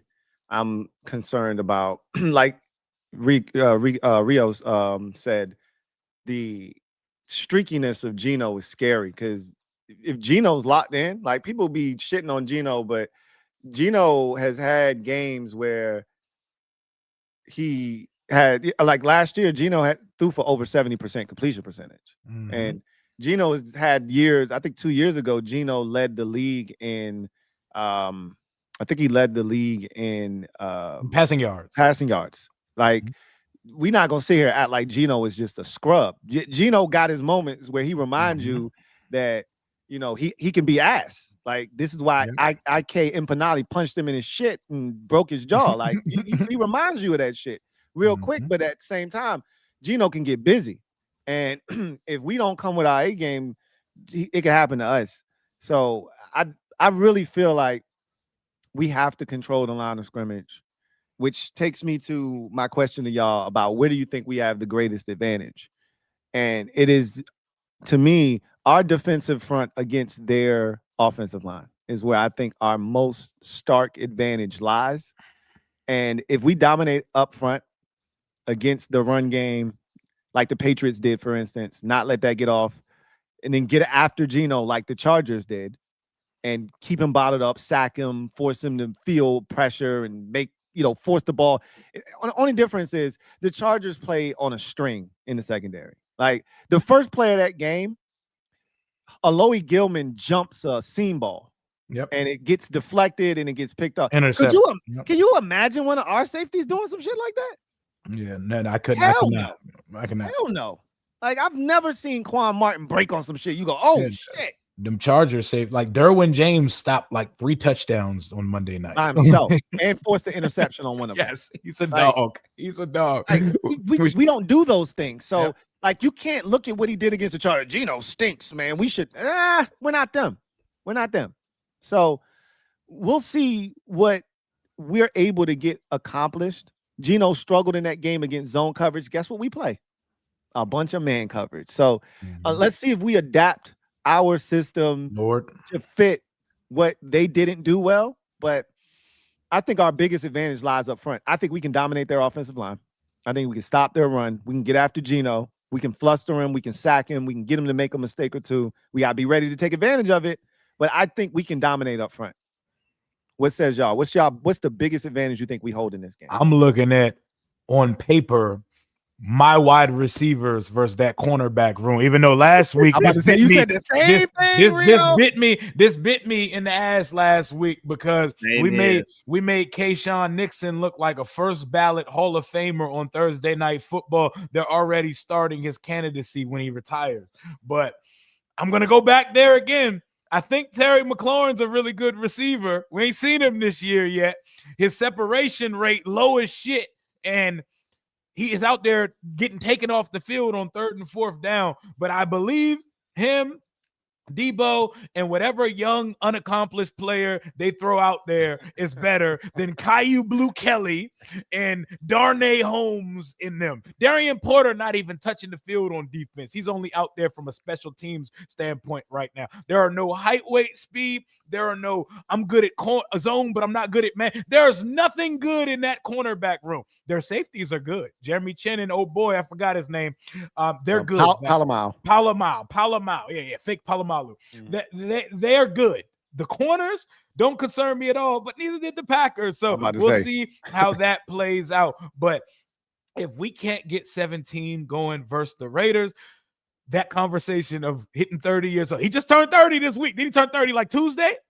You know what I'm saying? That conversation gonna start. The bass gonna be on. They're gonna have a treble turned up and everything if Terry don't get going this Sunday, the week of his birthday versus the Raiders on Sunday. It's now or never for Terry this year, bro. What says you, Rico? Yeah, I mean, I agree with Rio, like, on paper. Our receiving core versus their cornerback group, but again, I mean, that came back to bite us bad last week. But I'm with you, Lou. I feel like this pass rush is something that we can depend on. The Raiders, depending on which metrics you're looking at, are like a bottom 5 offensive line in the NFL, and the Packers are right now actually playing like one of the better offensive lines. Right. And the Giants, you saw what we did. We went against a lesser offensive line, and our D line not only played well, they dominated. They made people question, should Russell Wilson be benched and stuff like that. Right. Then he goes out there and hangs 37 on the Cowboys. Our defensive line was one of the biggest reasons for that doubt in Russell Wilson. So I think we'll be able to definitely control the line of scrimmage. I think we'll be able to stop the run easily without having to stack the box. And I think we'll be able to get after the quarterback, because after we keep stopping the run, they'll be in 3rd and longs. And Geno Smith is prone to throwing turnovers. So I feel like that's easily defensive line. Our defensive line versus the offensive line is our biggest mismatch. What about you, Ed? Yeah, no, the D line for sure, like Kinlaw and Jerome Payne, if they could play like they did against the Giants, I mean, that'd be great. I mean, like you guys brought up, Donald Parham has really Dylan Parham has struggled so far this year. Jackson Powers Johnson, he struggled. He's got a concussion. Yeah, he missed the game on Monday, so they had to play the dude from the Bengals. Alex Kappa, who was like Kappa. He's like one of the worst linemen in the league. So their interior has really struggled so far through 2 games. Javon Kinlaw, he played with his hair on fire that first game. Even Johnny Newton got in the mix with 5 pressures. Deron Payne was a man amongst boys that first game. He had a couple of deflections. So I think we have advantage there. But my gut really is going to the receivers versus the corners. And I get it. Yeah, once again, like the Packers didn't have a CB1 or CB2 on paper, really, but they dominated against us. But if you look at the previous games for the Raiders, like Kayshon Boutte went off for 100 yards receiving. Quentin Johnston is looking like a really good receiver. He had 3 catches for 71 yards. So there are going to be some opportunities down the field. Like this is the get right. This is the most get right opportunity for Terry McLaurin. This could be his Bengals game from last year where he has a touchdown catch and another 30-yard catch. Like this is the best opportunity for it. You do have corners that you can really go after. Like Darnay Holmes is one of the worst corners in the league right now. Statistically, he's their slot corner. So move Terry around. You know, I don't think Cliff has had him just primarily on the left side like he did for the first half of the year last year when Terry was going through that slow start. That was one of the biggest question marks. He just kept having him on that left side. But make sure you move Terry around. Have him on the slot. Have him in the slot. Have him on the right side. Get the matchup against some of the worst corners like Darnay Holmes. Akayu Blue Kelly's been fine, but other guys, Eric Stokes has been up and down. So they really do have some corners that you can really go after. Debo too. Like Debo's had a really good start so far. I think there's going to be some good opportunities for him to get open, get some yak opportunities. Somebody's going to have to step up for Noah Brown's absence, even though Noah Brown hasn't done much so far this year with the drops. But I think we can really go after their corners, man. And I think this is the get right game for Terry, where he's got to show a pulse. And whoever's playing a quarterback out there, I don't, Marcus Mariota did a good job getting the ball to Terry last year too. The Panthers game when he came in, Terry had 6 or 7 catches that game, and then the Cowboys game where Marcus Mariota came in, he threw the game-winning touchdown to Terry. So I think either quarterback who comes in is gonna have to focus on Terry, and we'll do a good job of it regardless who it is. So, what's your expectation in this game? What do you guys foresee happening? I foresee us reestablishing who we are. I feel like I don't think we're just gonna dominate 40-0 or anything like that, but I think we win convincingly enough to our fan base. Some of the fan base that is starting to abandon ship for whatever reason buys back in. I think we win well enough to convince some of the people that abandoned ship to come back aboard the ship heading into the Falcons week. I concur. I think we're gonna win this game comfortably. It won't be the beat down that we would all love to see, but I do think we win this game. And I will say this, for the first time this year, we finally hit 30 points on the season. And also just Mariota in 5 quarters, even if he does play, even though I think we all agree that Jayden Daniels will end up playing, whether we disagree or agree whether or not he should play. But Mariota in 5 quarters last year went 34 of 44, 364 yards and 4 touchdowns, no interceptions, and also ran for nearly 100 yards and another touchdown. So I think we'll be fine either way. I'm not just looking over the Raiders like we could just beat them with necessarily anybody at quarterback, but Marcus Mariota is not anybody at quarterback. All right. He's not. And he looked really good for us last year. 364, 4 touchdowns, no picks. But I feel like I agree with what y'all saying, but I don't know if I can predict it. I feel like we're going to get right a little bit. And if this is the game, out of the next few where that's possible, even though I don't want to look past the Raiders. But Oh God, we need a Panthers game. We need a Browns game so bad. We need a game where we need a Titans game. Yeah.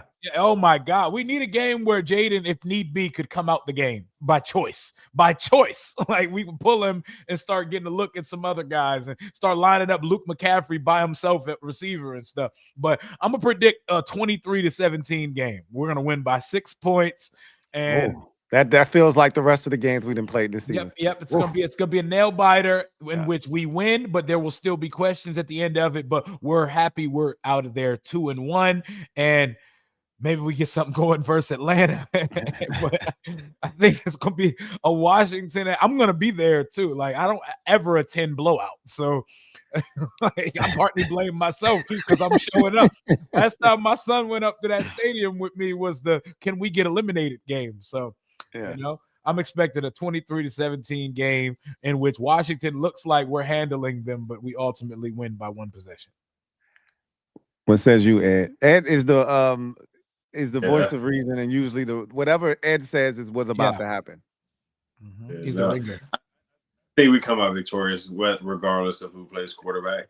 And I'm not saying that like the Raiders are just bad either. I'm not saying that Marcus Mariota, we can just throw out anybody out there. But Marcus Mariota, of course, he's probably the best quarterback, best backup quarterback, top 3, top 2, whoever else in the NFL. And my only concern is that yes, he didn't get a preseason, the whole Achilles lower leg injury that he had, so he didn't get a lot of run in practice and then training camp. But he's been in the league forever. So it could be a small concern. It could not be because, like I said, he's been in the league forever. The great thing about him being our backup too is that Cliff doesn't have to change the playbook. Like I said last year when he did the 4th and 1 and ran for 30 yards for a first down against Dallas, there's just a lot of similar things that he does that Jayden does, and that's why we re-signed him as our backup. So, but no, they have talent. Max Crosby's going to be a problem, but I do think we come up with the win. But it does feel Titansy. It does feel tight because the Titans game, our backs were against the wall. They really were. That was after we lost to the Eagles. The sky was falling. We were 7-5 at that point. Is that the game that started the win streak to go 12-5? Yeah, we had just lost to the Cowboys. That was the 3rd game of that 3-game loser streak when we lost to the that Titans game was at the end of that. Yeah. Yeah, that was when everybody was all dramatic, and we weren't, but the fan base was super dramatic, and the fan base is really, really overreacted over this game. That's the crazy thing. The fan base, they really guys falling at, and they still suffering from PTSD, man. They still like even with Jayden, like they can't get over 2012 and Robert Griffin III. Like everything, they can't help but go back to the past because that's all they've ever known. Like they can't get out of their own way as a fan and just let this shit be what it is now. And that game Thursday was such a such a war flashback to the past. Anytime you get anything like that, it's like that's like a bomb going off outside. Like there's somebody playing with firecrackers outside or a pop gun, and it's like an old war veteran inside going nuts because they having a flashback. Like our fan base just can't handle any trauma of any kind whatsoever. And the minute that some does happen, they go immediately back to what it used to be. And there's, again, with our fan base, there's no in between, right? It's extremes. It's either really good or it's really bad. It can't be, hey, that was just a hiccup and a bump in the road. We'll get them next time. Oh my God, we suck again. That's the response when something like Thursday happens. We suck again. Oh no, we suck again. No, we suck again. So I got a 1-score win. Okay. All right. So let's get to the comment section, see what everybody's talking about. Jim D, thank you for the super chat. Greatly appreciate you. Jim writes, last week was disrespectful to the fan base. That said, I think the Pack just have a stacked defense, see the Lions, and there's still plenty of season left. It did feel like a bit of a slap in the face to us because we were hyping that game up. We were talking crazy. I think every time we start to get to that level of crazy, the football guys have a way of they reel us back in. Yeah. Every time we started talking, we was like, could this be a preview of the NFC Championship game? This could be for the #1 seed. We started talking crazy, and the football guy was like, whoa, hold on. A little bit too much dip on your chip, partner. Yeah. Hold on. Put a little bit of that back. Just empty the chip. You can eat the residue, but empty the chip. You got too much up there. And so we back to where we probably should have been all along. But, again, I just chastise the fan base for being at one end of the spectrum or the other. So that also happens when you're excited, right? You go to the extreme end of the spectrum. I know I'm guilty of that. I'm not going to sit here and act like I'm not. I get excited and I start talking crazy and you get humbled sometimes. And that was what Thursday was. It was just a quick little humbling, like, hey, chill out. Y'all good and y'all still good and all, but y'all ain't on that level right now. Maybe at the end of the season, you'll be like that, but you're not there right now. Yeah, we'll be fine. But there's plenty of season left, man. I mean, that's the perfect way to phrase that. There's plenty of season left. So I expect us to bounce back this week and use that as a springboard to start playing good football. I think we got to get one of these little 3-game win streaks or so under our belt to give us a little breathing space. Yep. You know what I mean? Like, what I don't want to do is be playing this game of over 500 at 500. Man, over 500 at 500. It looks so bad. I don't want to do that shit no more. Like that's our old life. We got a new life now. We got to be staring down Philadelphia all season. We can't let them jump too far ahead. And their schedule gets a little dicey coming up, so we got to take advantage and we got to get back on track, man. Oh, yeah. They schedule is tough all throughout the year. It never really eases up. But I think they could lose this weekend, to be honest with you. And then we know what happens when they go to Tampa, too. So if they lose to the Rams this week, if Hurts playing that 90-yard football, archaic caveman style of play, that might not get it done versus these guys, man. Yeah, the Rams, they different. Now, if they can't stop Saquon from running for 10 yards a pop, then you already know what it is. But if they could slow down Saquon and what you, like you said, they playing that caveman football out there. The Rams, they about that life. Like they are about that life. And so that's going to be interesting. But we need Forbes to get his revenge on AJ Brown. That's what we need. Forbes running the fade with AJ. Hey, good luck. Hey, look, man. Forbes was out there playing some ball against the Titans. He was. Then they benched him. So there's that. Shot with Charles. He gave up Cam Ward's first ever touchdown, and they sat him down after that. And after that, I don't think the Titans scored for like 2.5 quarters after that. So, I mean, you draw your own conclusions, man. I ain't out here trying to shit on this man. He looked different though. He looked like he had some swag though. I ain't even gonna hold you. He did. He looked a little bit bigger, and he looked like he had some swag to him. Shot with Charles. Go ahead. Forbes always going to do some type of celebration for sure. Always. Oh, facts. Oh, he gonna find a reason. Oh yeah. He gonna do a little dancey dance. Yeah, for sure. Right. He had a nice little punch out too on a catch. I was like, he actually looked significantly better. He looked confident. I think we shit on him too much. He lost all his confidence out here, bro. He was ass, bro. I hope he does well for them. Shop with Charles. Thank you for the super chat. Greatly appreciate you. Who writes, "What up, Kings? What's up, Charles? What up, Charles? The Packers beat us so bad our fans went back to the Ron days. They did. They literally did. We can be eliminated. We can be eliminated. Shout out to my guy Charles too, by the way, man. He can't make it out to the game this weekend, man. Condolences to the family. He lost somebody. My guy. Hey, love to the condolences, family. Bro. Condolences, man. Blessings up to you and the fam for sure. Tito Savaria, thank you for the super chat. Greatly appreciate you. Who writes, Kings, y'all think AP is too frugal with the money because, like what Ed said, they aren't getting Gilmore. You think AP is able to get Maga Bosa? Bosa's, I mean, them Bosa brothers hooping this year, man. Yeah, the part that scared me with the Bills one is that he always get injured. Yep. So I was afraid, like, if we signed him for some reason, he would get injured.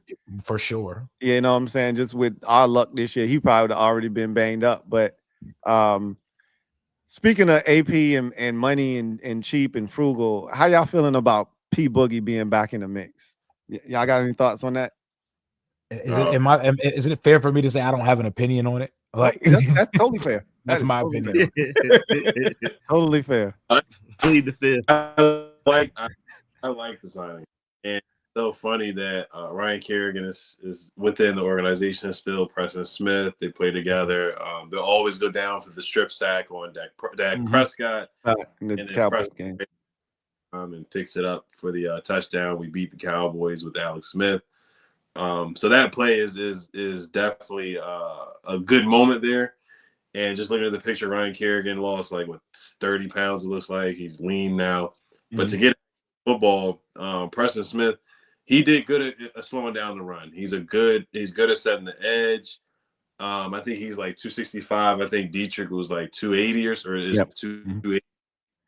So he's not too far off in the like the I guess Paul's girth and weight size that they're looking for. Just stay weight. Hey, as many times as you can say girth, you got to pull it out sometime. Hey, whoa! You gotta do what, Rio? Wait a minute. You gotta do what, my boy? Hey, wait a minute. Sometimes you just got to put the girth on the table. Wait a minute. Hey, fully committed. You got to go on timeout, man. Oh, hold on a second. What are we doing right now? What just happened to the show? Oh man! But no, I hope Preston gets some snaps this weekend or Sunday because we could definitely use him out there. Because if it's not him, I like Javonte John Baptiste. I like Jalen Holmes. But it would be good to see a guy who's had some production in the league. He had 4 sacks last year on a down year, so that's productive there too. So I like to sign it. It was just a 1 year pick him up, but they said they've been talking to him for a while. I wanted to get Clowney, but Clowney was picked up by the Cowboys. And Darius Smith got picked up by the Eagles, so it was a move that you had going down.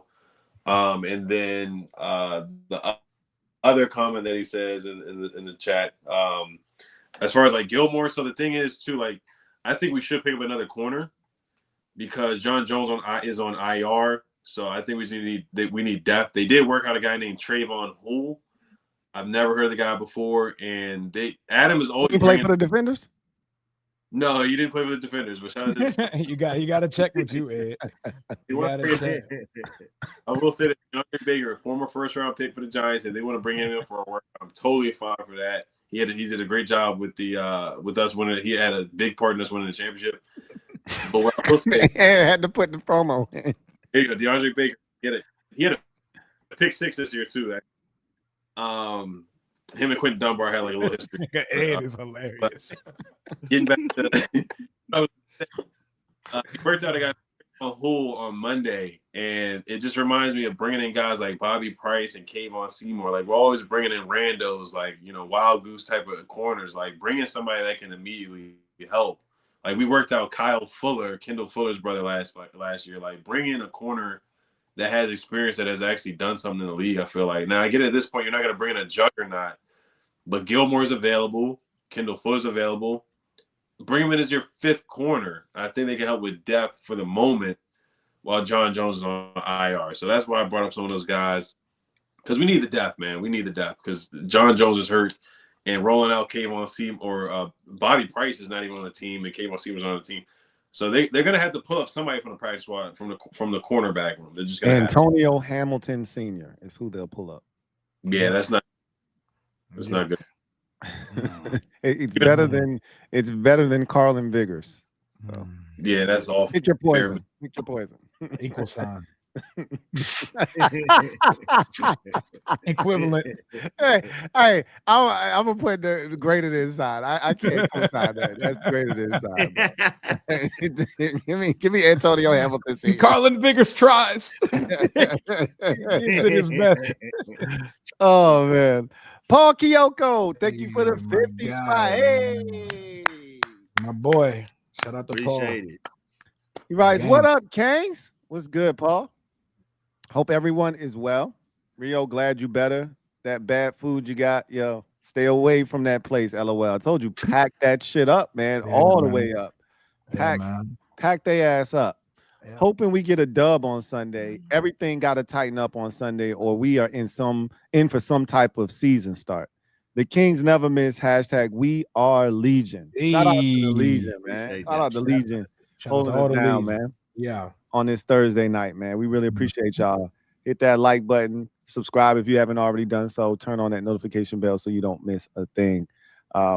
Look, we are in a ton of trouble. Forget about early season trouble. We are in trouble if we can't beat the Raiders at home. That's nasty, bro. I don't even want to know what that ride back feels like if we lose this game to the Raiders, bro. My son gonna be dad. Are we ass? Yeah. Like, are we ass for real? Is this what it felt like growing up watching this team pop up? Like, I don't want to do that. I don't want to have that conversation. Yeah. He was so excited, bro. Yeah. The light left his eyes the other day. I hated it. Not the light left his eyes. You saw it. You saw it happening. I told that boy to go to bed with 5 minutes left. He looked at me like I said the most unforgivable shit. I said, son, it's over. He said, oh, there's still son, we're not winning this game. Take your ass to bed. You got school in the morning. Like, Papa. Yeah. No, he still had hope, man. It's tough, man, when the kids they got hope, man. But you done seen enough of this to know when it's done, when they wave the white flag, and he ain't know, man. So I would hate for him to have to see that in person. So hopefully, ain't no hopefully for me. We taking care of business on Sunday. Ain't no ifs, ands, or buts about it. We ain't got a choice. Even if we gotta put Mariota in the game still. Yeah. Whatever has to be done, we just got to find a way to win. It don't got to be pretty. Like you said, 23-17. There are a lot of questions. Even if that's what it looked like, just get the dub. We'll figure all the rest of the shit out later. Just find a way to win. That's the name of the game. And also back to Preston Smith real quick. I mean, I mean, of course, this is not going to be some game record that's coming in. But, I mean, he's pretty good for what you can do heading into week 3 of a regular season. And Dan Quinn, I mean, I don't know if it's true or not, but he said they were already looking at him even before Dietrich Wise got hurt. And, I mean, Dietrich Wise's main role was really to stop the run and set the edge, and I think Preston Smith can do that. So as long as he does his job and allows the other guys to make the plays they're supposed to make, I think we'll be all right. I'll just tell you this. He's better than Javonte Jean-Baptiste. Yep. And I don't want to see him in the starting lineup, which we are going to see him in the starting lineup on Sunday. And I hate that shit with a passion. You saw that depth chart. You saw that depth chart come out. And did you hear Joe Witt Jr. today at his press conference? Yep. He was very dismissive of Preston Smith, and he said Javonte Jean-Baptiste. He pretty much said that nigga just got here. Yeah, I'm saying to myself, Zadarius Smith just got to Philadelphia. He was a huge part of their win against the Chiefs on Sunday. Preston just got here. He just got here. I'm like, what do you mean he just got here? What are you talking about, guy? Of course he just got here. You still should play him 10 to 20 snaps on Sunday. He sound like he could be inactive on Sunday. That's how he carried it. And if he is active on Sunday, he ain't playing a lot of snaps. So, hey, y'all saddle up and get ready for some Javonte Jean-Baptiste, man. I ain't looking forward to the shit. I'm going to be honest with you. Jim D, thank you for the super chat. Greatly appreciate you. Double up. Thank you for doubling up. Who writes 4 freaking carries for Bill. Inexcusable. I think we all agree with that. Like, there's no place for that on this team. With our run game, with our running back room, there is no place for 4 carries for Bill in no game. Period. TBN June. Thank you for the super chat. Greatly appreciate you. Thank you for the super chat. Really appreciate you. Corin Smith. Thank you for the super chat. Greatly appreciate you. Who writes, Sup Kings? Feels like it's been a month. But like Louie, I digress. Cliff needs to open it up. He needs to let Lane and Luke get more involved and to supplement Debo and Terry. Let that shit fly. #SOTG. I don't know if that's the answer or not. I do know that they got to give Bill an opportunity to run the rock some more in this game. I do know that. He adds a dynamic element to this team, and I think it's something that he didn't even give him a chance against Green Bay, and I think it hurt us because I didn't think Green Bay was stopping the run like exceptionally well when he was in the game. So I would have liked to have seen that more, and I think we will see it more. I think DQ is going to make it a point of emphasis to make sure that Bill, touches the ball, or we run the ball more at a bare minimum in this game. For you, C-Rod stands out there. C-Rod might get some love in this game too. We'll see. But I think the run game is going to be important, especially if Jayden plays. Like, if you're going to protect Jayden from himself, you got to run the football. You got to run the football. Yeah, as far as Luke, with Noah Brown being out, I mean, he's one of those guys that got to step up to be the third receiver. I think it will be Jalen Lane. It may be Jalen Lane more than Luke. I mean, Luke did get a catch on Thursday night. That was nice. So shout out him. Tariq Hill. Shout out Tariq Hill for getting one for my fantasy team real quick. My bad, Ed. I ain't even mean to cut you off, man. Shout out Tariq, man. Oh, okay. I'm gonna shout him out for like a parlay or something like that. I was about to say. But that too. This is an opportunity for Luke to get some more opportunities, and with him possibly being the third guy with Noah out, or it could be Jalen Lane. So I mean, there's your opportunity to get those guys more involved. But let's get Terry more involved first. Yep. I don't think the answer ever involves the words "get Luke more involved." Yeah, I don't know about all that, but even with Noah Brown off the field, that's when we need to find what we're actually supposed to do with Jalen Lane, but it never really involves. We got to sprinkle in some more Luke, man. Yeah. That never becomes it. More Debo, more Terry, and some Lane. That's about all we got right now. Yeah. Got anything to add to that? McCaffrey was like one of our highest graded players in the entire team against the Packers, man. Just get Terry more involved. I'm always so jealous. It's been, I mean, I can't even remember I pretty much my whole lifetime. I'm looking at other teams always getting their top receiver, their highest paid receiver involved. I mean, CeeDee Lamb getting stuff out of the backfield. He's not even the fastest guy, most agile guy doing it. They're just doing whatever it takes to get him the ball. They force feed their guys. I feel like we could and should probably do the same thing with Terry at least a couple of times a game, where even if, maybe they are double teaming him, maybe they're focusing their defense on him, still at least give him the opportunity, especially since he is the best contested catch receiver in the NFL somehow. Reese P. Ludwig, thank you for the super chat. Greatly appreciate you. Thank you for the dime. Who writes, what it do, baby? What up, Reese? Keep up the great work, y'all. Honestly, I'd keep Jayden in the back burner and keep the Raiders on their toes and make them prepare for both Mariota and Jayden. Keep up the great work. And that's what they're doing. Like Pete Carroll said that they're preparing for both, and he expects Jayden to play. Like at this point, preparing for both of them isn't hard. It's not like Kirk and Robert Griffin III. Like it's two different contrasting styles. They are very similar in what they do, and we don't change a lot of the things that we call when one is out there versus the other. So I don't know if it's going to be like a big advantage for them to have to prepare for both of them. They really don't want to see Jayden. And shout out to my homie Reese, by the way. We're going to be giving away a couple tickets on my channel tomorrow to the game. And I'm going to wait a minute. I'm gonna drop a link right now in the chat, and I want y'all to subscribe to Reese's YouTube channel, Backboard Media. We're gonna be giving away a couple tickets to Sunday's game on my channel. If y'all want to go, sub up to that channel, click done in the chat, because he wants to give some tickets out to some other Washington fans. So y'all make sure y'all hit that link I just put in the chat. I had to make sure you weren't giving away your 2 tickets. No. I'm there.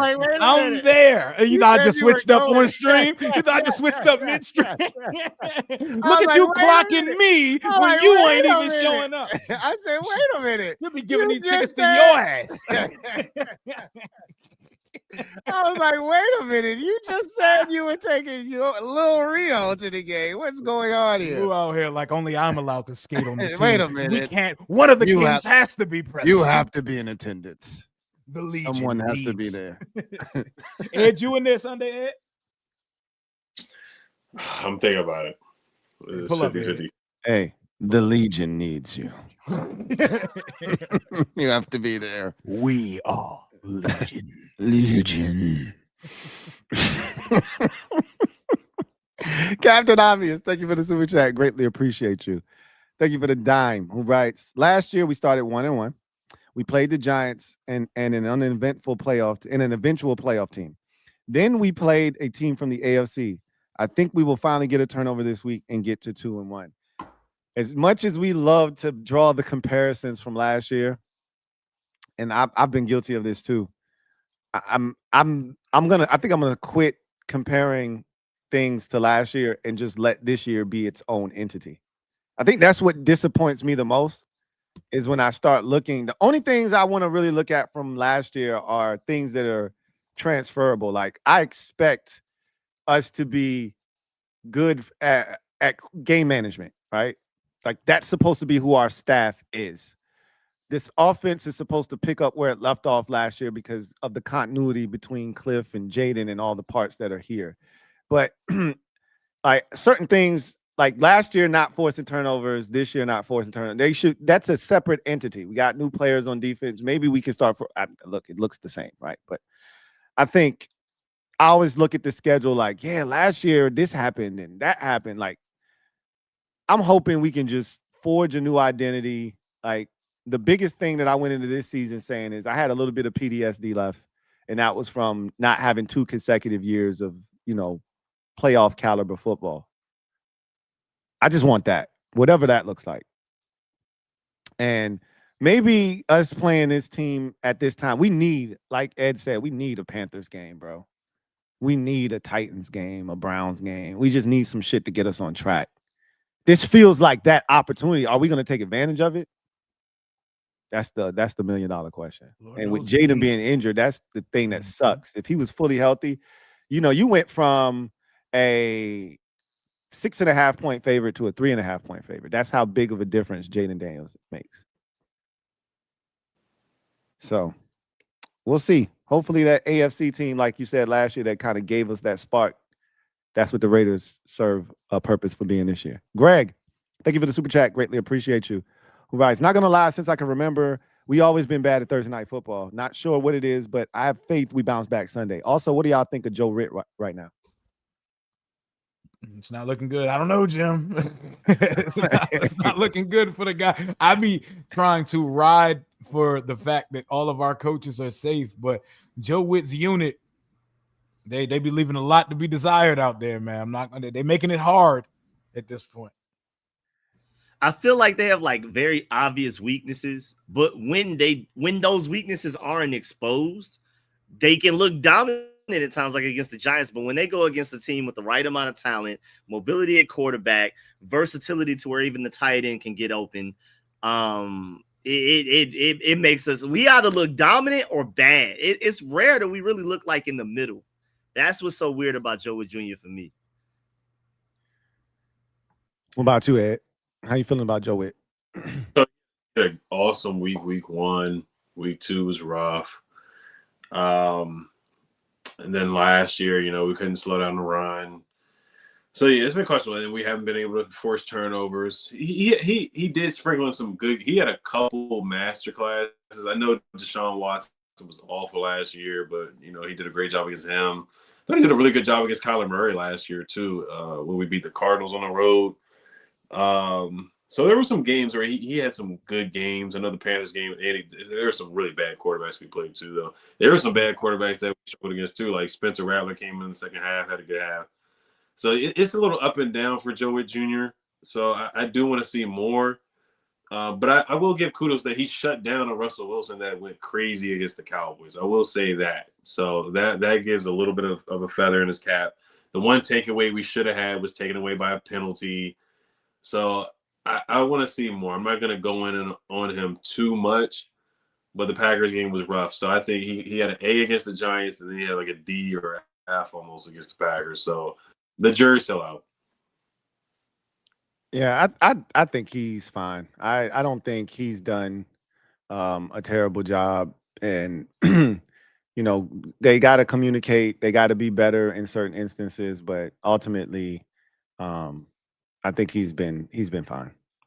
No, he's gonna have to adjust, like the man coverage thing, and going in motion. He talked about having answers to that. We need to see the answers now because we don't need to see that shit again. And the Raiders are gonna do that.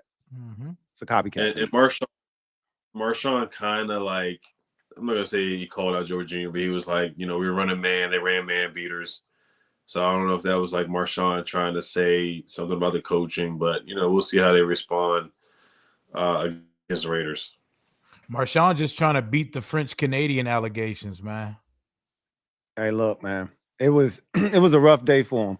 It really was. But we're gonna talk about him once we get through these supers. We're gonna talk about him. Ronald Rivera, thank you for the super chat. Greatly appreciate you. We'll talk about him now. Y'all spoke about speaking of the devil. Marshawn Lattimore is just Michael Davis with a cool name or a Benjamin St. Juice with aura. Okay. You would know. Swaggy St. Juice. St. Juice that can't read. Hey, Cora Smith, thank you for the super chat. Greatly appreciate you. Double up. Thank you for doubling up. Who writes, was at the New York win a never get high on your own supply moment? I don't think so, because we weren't like super high off of that. That New York, when we weren't like going crazy because we didn't dominate the way we were supposed to. The team has such lofty goals. Green Bay was the reality check, but season real young. Facts. We definitely had, big time aspirations. That doesn't have to change, but we're not on that level yet. But the key word is yet. We'll see. Athleticism, we won't be on that level at all this year. But that doesn't mean we can't play smarter. Yep. Period. Red House, not Row House. Thank you for the super chat. Greatly appreciate you. Who writes, Sam Howell got traded to the Eagles. Yep. Yeah, it sounds like he was reporting that, but yeah, that happened. Yeah, he looked nasty in that uniform too. Yeah, we saw him week 1 when they was playing Dallas, walking around on the sidelines, and that shit looked hideous, disgusting. Yeah, that was pretty nasty. Hassan Moore, thank you for the super chat. Greatly appreciate you. Who writes, Sup, Kings? What's up, Hassan? What up? Did they purposefully let out on those drives that they could see if Matt Gay could kick for 50? Yeah, no, I don't think that's what they did intentionally. Also, let's make the Raiders fearless. According to Rio's vernacular tonight, that is exactly what is going to happen in a multitude of ways. I said, Rio, the Raiders need to be scared. of a lot of things. Swaggy P, thank you for the super chat. Greatly appreciate you. Guy Swaggy P writes, Commander Kangs. What's up, Swaggy P? Time to get back on track. Also would be a good time for Terry to have a big game and Bill having his first 100-yard game. # raise hail. I'd love to see it. I would love to see it. Terry do. I want Bill to show up Genty so bad just for the plot. Oh, that would be awesome. That would be go awesome. Show up a top 10 pick like the week that he calls out his coaching staff. I would love it. Because he definitely called them out. It was like, you don't draft a guy like me that high and then not give him the ball. I was like, oh. Yeah. Okay. And you had your boy come out and basically say that the chipster basically came out and said that we saving him for the end of the year. And they also don't think that he's great in pass protection yet either. So they would like to take him off the field for that. But that ain't got nothing to do with you not giving him the ball on first and second down. I took that boy in the top 10 of the draft. And you scared of playing him? Like, that's wild. Well, keep it up. We had like technically like a weird back and forth that I don't think people necessarily noticed too, because immediately after the game against the Packers, Lattimore blamed a lot of it on coaching and like the Packers had a better scheme. And then Joey Jr. in his press conference says, instead of taking ownership for what happened in the game, he says eye discipline is one of the main reasons we lost. So it was kind of like they had a whole bunch of that eye discipline shit. There was a whole lot of that. It was kind of like a shady back and forth between Lattimore and Joey Jr. in the past few days. Well, the eye discipline is it's apparent on film. Like, oh yeah, you can see the shit, right? So he's not necessarily wrong. And if he's putting you in man coverage, you're supposed to go out there. When Ben Stanzik asked him about eye discipline, he got so mad. Also because Ben take an hour to get through the damn question. Yeah, hey. That just add insult to injury. Hey, that's your boy. That's your boy. Shout out friend of the show, Ben Stanzik. That's your boy. Hey. Ben was trying to get through that joint, and it was a struggle. He didn't even answer somebody's question. Yeah, because they had asked him about last year, and he just destroyed This that ain't shit. last year. We talking about this. Yeah. He just kept it pushing. Yeah, he just destroyed that shit. That boy was spicy today. Hey, but he was chesty, boy. He was high. He was ornery. I told you that's how I think that's how the team gonna come out this week. They pissed off. They had to sit there and stew in that loss for 10 days. That shit is not cool, bro. Just think about how we've been as a fan base. Like, it's not cool to lose on a Thursday. That's why it's important to win on Thursdays, because you miserable if you lose on a Thursday. Because it just take you too long to get that shit out your system. It's the equivalent of losing before a bye. That shit suck. Mm-hmm. You know what I mean? So I don't know if you saw Javon Kinlaw. You know, the way that he complimented the energy going into this week. You know, people don't really notice that they do it, but that means if we're really positive this week, that means we were really negative in a way last week. Because he said that, I think the exact quote, we're going to respond the right way. The energy is right. The energy is perfect. It's where it needs to be at. But when I hear that, I honestly just think, well, that sounds like going into the Packers game. It wasn't. So like, if it's different. it might not have been. It might have been because it was a short week. And I'm trying to tell y'all, man, that Thursday night behavior is real, bro. That's a real thing. Bad. Especially the road team, man. Yeah, it's tough. It's tough.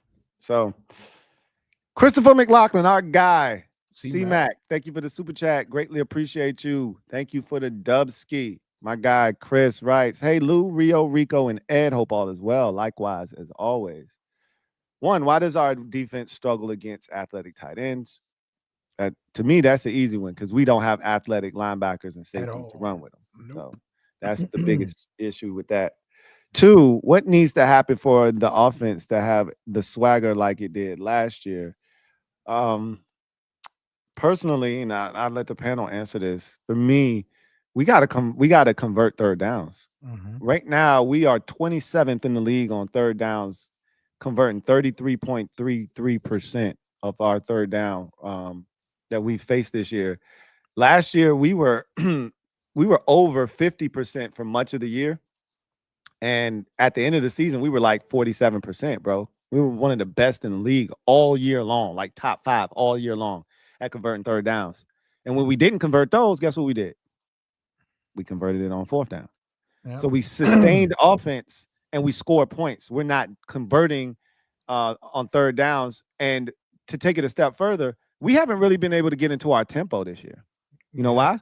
Because we're not sustaining drives. We're not getting good plays on first and second down. We're playing behind the sticks too much. Exactly. I'm about to say we're having penalties and we're constantly out of sync. And that doesn't allow us to use one of our greatest strengths on offense, which is tempo. So I would say that's how we would get back to our swagger. He said, FYI, we only got in the red zone once last game. And we were 0 of 1, if I'm not mistaken. Well, no, on that one trip. Yeah. No, that was the Debo touchdown. That was the Debo touchdown. Yeah. So do y'all have anything to add to that? Why do we struggle against athletic tight ends and what needs to happen to get our swagger back on offense? That first one is easy. We have old, stiff linebackers. The second one, I think the main thing is because these sacks and these penalties are killing drives. Even though we're the type of team that can get the 2nd and 18, we could get it right back immediately. We're not putting ourselves in advantageous third down situations. So we're not even getting the chance to think about going for it on fourth down. And when we do get there, we're not as confidently going for it as we did last year. But you know, we'll get back. We'll get back very soon. But we haven't seen who we are yet. But we'll get back to it.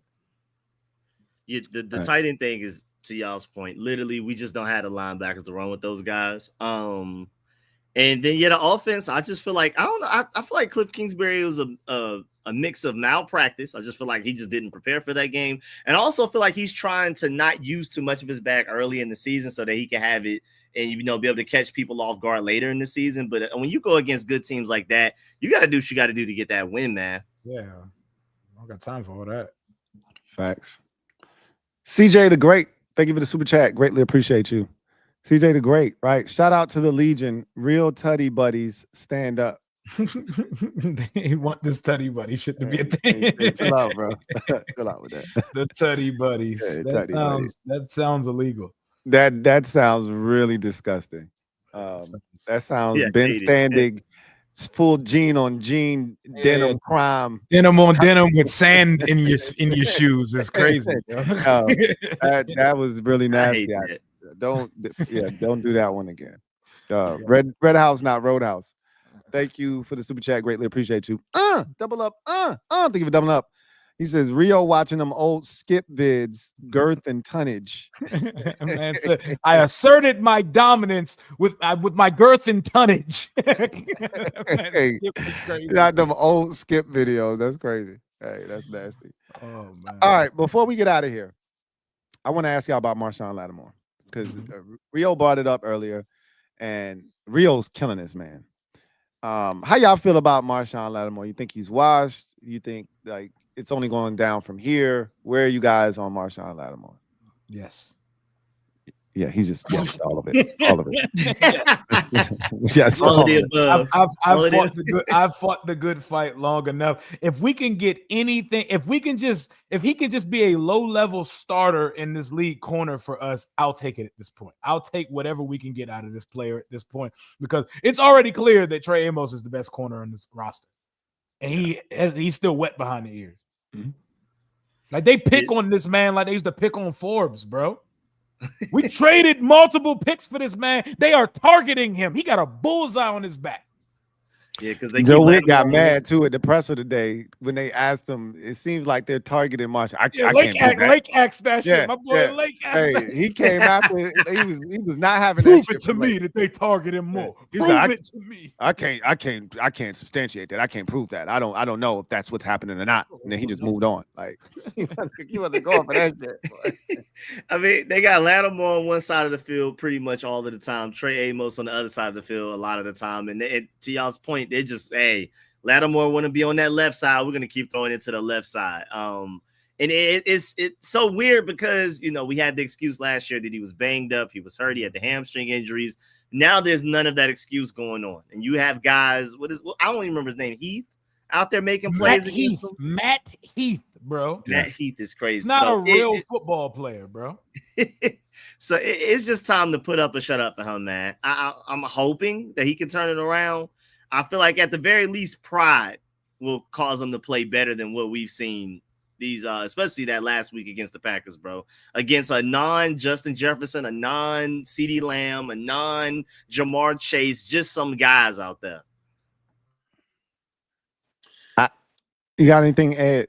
Oh yeah. For me, Marshawn, I mean, he has more penalties than impactful plays so far here in Washington. Most notable play is the fourth, and even from last year, the 4th and 5 against the Eagles. Oh God, that pass to AJ Brown. So now we already have a back and forth between him and Joey Jr. and we gave him multiple picks. He's talking about we play man, the Packers ran man beaters, which that probably is true, but there's some things that you kind of keep to yourself or keep within the locker room, or you keep with. Oh, Tua stinks. Yeah, Tua. Oh, he's starting to get into the territory of William Jackson III, where that didn't work out, or Josh Norman, third year Josh Norman, where it just got worse and worse year by year, and they are targeting him. They're clearly going after him. They're not going after. I mean, they have gone after Trey Amos, but it looks like they're targeting Marshawn more than anybody else that's on the field right now. And he may not be that same guy. Hamstring injuries, when they linger like that, I think it was like a grade, whatever grade it was last year that he had it. And I am happy that there's no more excuse of that. I think a lot of people were just staying on that excuse. Just call a spade a spade. But I do want to be optimistic on Marshawn that he does pick it up. Looks like he's more interested in fighting and crashing out more than actually getting a stop. I haven't seen him make any pass breakups, pass deflections, none of that. And we traded this guy, and multiple picks for this guy. So it has been disappointing. It's still early once again, I'll say that. But when we're matching up against guys, I'm like, yeah, I don't want to put him near Dante Thornton. I don't want to put him on Jacoby Myers where he was following guys last year. And we had to get away from that. Like, we're not going to let him track or follow anybody from now on. After him following Mike Evans getting cooked and following A.J. Brown getting cooked. And the games that he did have good games last year were against lesser receivers like the Saints Tim game. Patrick. Yeah, it was like, who was on the Saints when we beat the Saints? Marquez Valdez Scantling. Right. Marshawn tenure has been William Jackson-y type so far, but I'm holding out hope for Marshawn. I'll say that. They So prefer to run over Trey Amos than throw it at him. They prefer to just- Hey, we gotta end that streak of getting truck sticked, my boy. We can't let nobody. Please hide him from Genty on Sunday. Don't put him anywhere. If he come turning that corner, bro, you wait for safety help. You just grab on him and hold on until somebody gets there, bro. Or just get out the way. We didn't draft you to tackle, my guy. yeah, nah, that was bad. That was really bad. Back-to-back weeks, bro. Like I can't. Genty coming up, like, bro, just get out of Dodge, man. Yeah. Go ahead, Ed. You was about to say something? I'm saying that they NFL Network, they love Cam Scatterbo so much they gave him an award for Angry that. runs The angry run. with -3 yards. Let's say, man, -3 yards getting an award, man. Hey, he did run like 3 dudes on our team over on that one play. That's how a white man runs the football. That's how white man run the football. Yeah, he definitely just did that, bro. I ain't gonna even hold you. He was getting amped against Dallas too. White man runs a football. He was definitely getting amped. So I ain't even gonna hold you. So this is I'm gonna do my best Ed rendition right here and go away from everybody else. I think he's gonna be okay. Last week was rough. I'm not even gonna hold you. He's too old to be running across the field chasing people, running through traffic, trying to navigate all of that shit.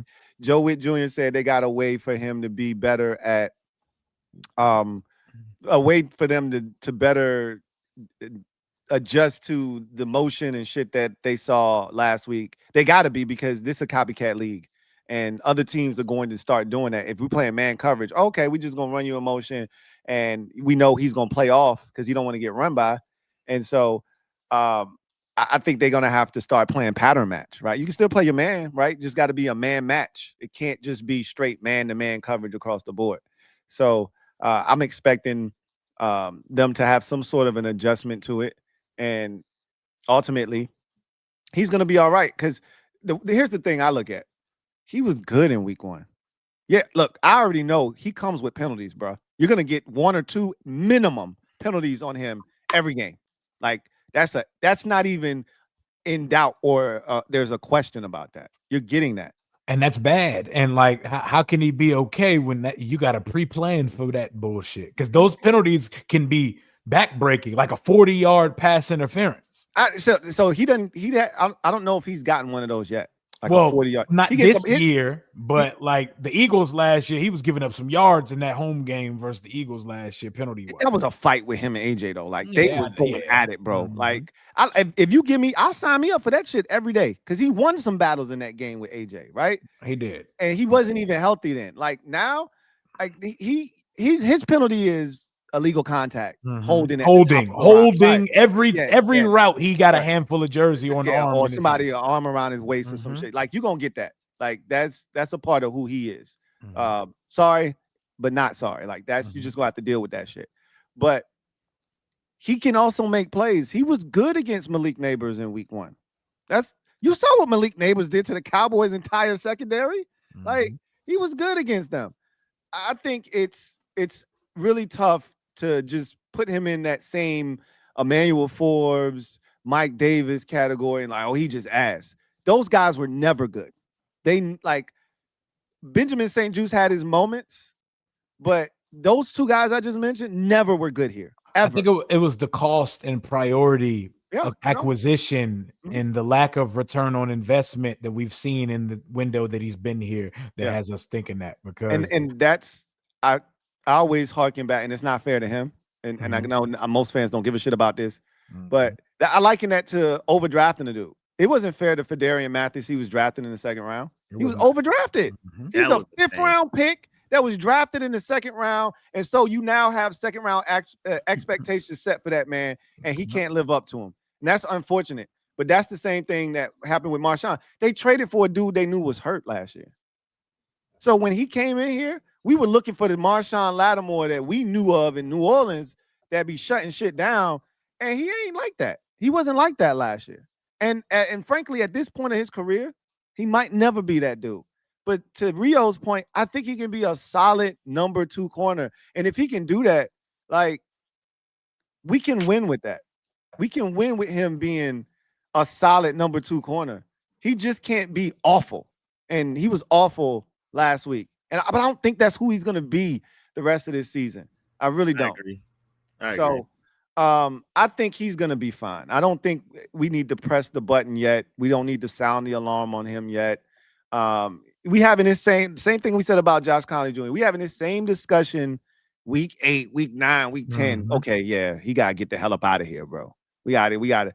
And, you know, at the end of the day, he's going to be fine. I think the second, because I told y'all before the season started, I was like, yo, Mikey wasn't good at nickel last year before he moved over.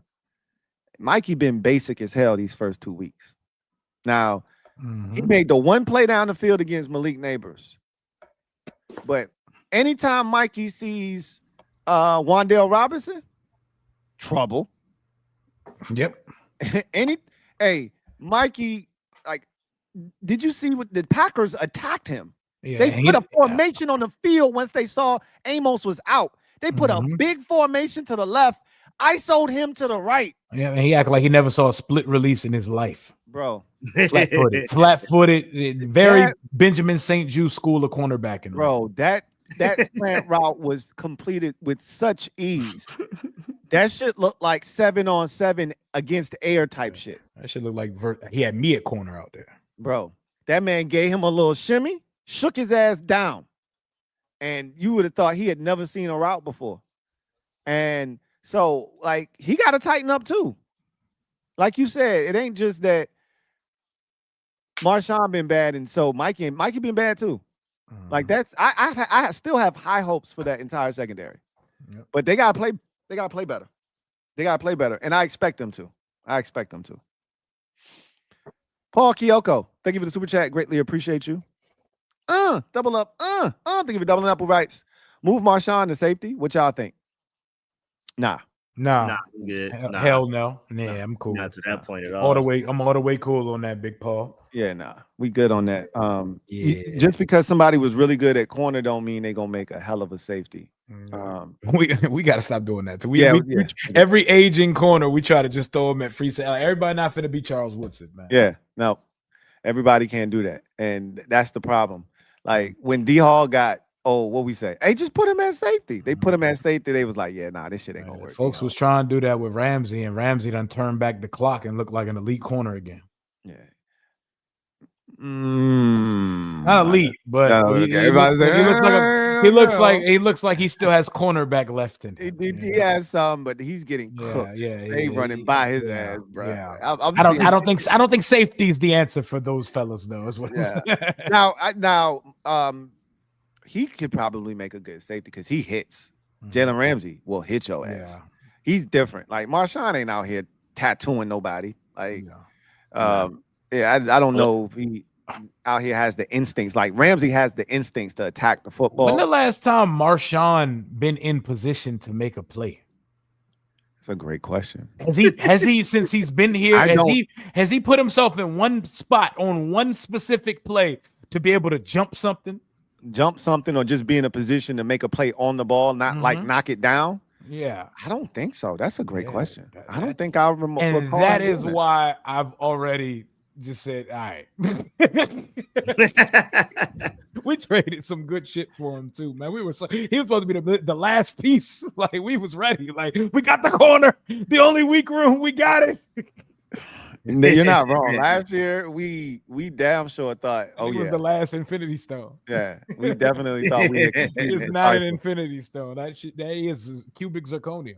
Yeah, for sure. That is not what we thought it was. That's facts. That is definitely facts. Y'all got anything to add, man, before we get out of here? Out of here, man.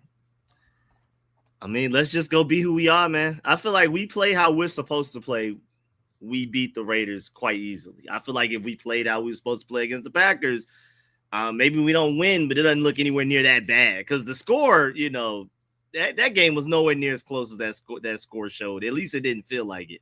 But I feel like most of our problems are us not doing what we do best. I don't feel like the Packers, they played well, but I feel like we more so hurt ourselves in a lot of different ways. I feel like we made bad decisions. It was just a lot. So we just play how we're supposed to play. We're going to be right back to the fan base being all optimistic and everything like that. So let's just go. It starts with the Raiders. It continues with the Falcons. And then we have a big matchup against the Chargers. My mantra for this year is, if you are who you say you are, prove it. Yep. I've been saying that since week 1. If you are who you say you are, prove it. They did it against the Giants. I said that against the Packers. They didn't prove it. Here's another opportunity. If you are who you say you are, prove it. We're better than the Raiders. Period. End of discussion. I don't need to explain to you why we're better than the Raiders. We're better than them. Whether it's Marcus Mariota or it's Jayden Daniels, we are better than the Vegas Raiders. At home, prove it. If the offense is better than what we have seen so far, prove it. Like, it's time to stop talking about last year and what we did last year, and let's start putting into action who we say we are this year. So that's where I'm at with mine. I expect us to have a whole different tone going into our stream next week against the Atlanta Falcons. Yeah. Bring the vibes back, man. Restore the feeling. Yeah, for sure. You got one job to do. You and Lil Rio got one job to do, bro. Don't come back here empty-handed, bro. Yeah, we coming back with a dub, man. We're coming back with a dub. You got to, man. Anything you got to add, Ed, before we get out of here? No, just take care of business, man. Let's get back to our aggressive selves, man. No more scary football. No more settling for 58-yard field goals, man. Like, we got to get back to being aggressive on 4th downs again. And just take care of business, man. Get the ball to Bill. He's got to get I need at least 10 to 15. 10 to 15 carries. Really no less than like 13. I want to see. I'm about to say 10 not even enough. Yeah, no. Not with Jayden on one wheel, basically. If Jayden's out there, you got to run the ball just to protect him, right? Just to keep them off balance. You got to have quick game, get the ball out of his hands. We don't want him having to resort to being a runner, right? So whatever that looks like, take care of him. You know what I mean?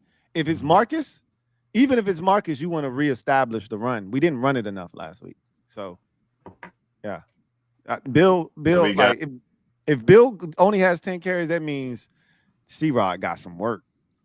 C-Rod got up here and got active quick. Yeah, I'm not really interested in that, by the way. Yeah, we gotta get something from.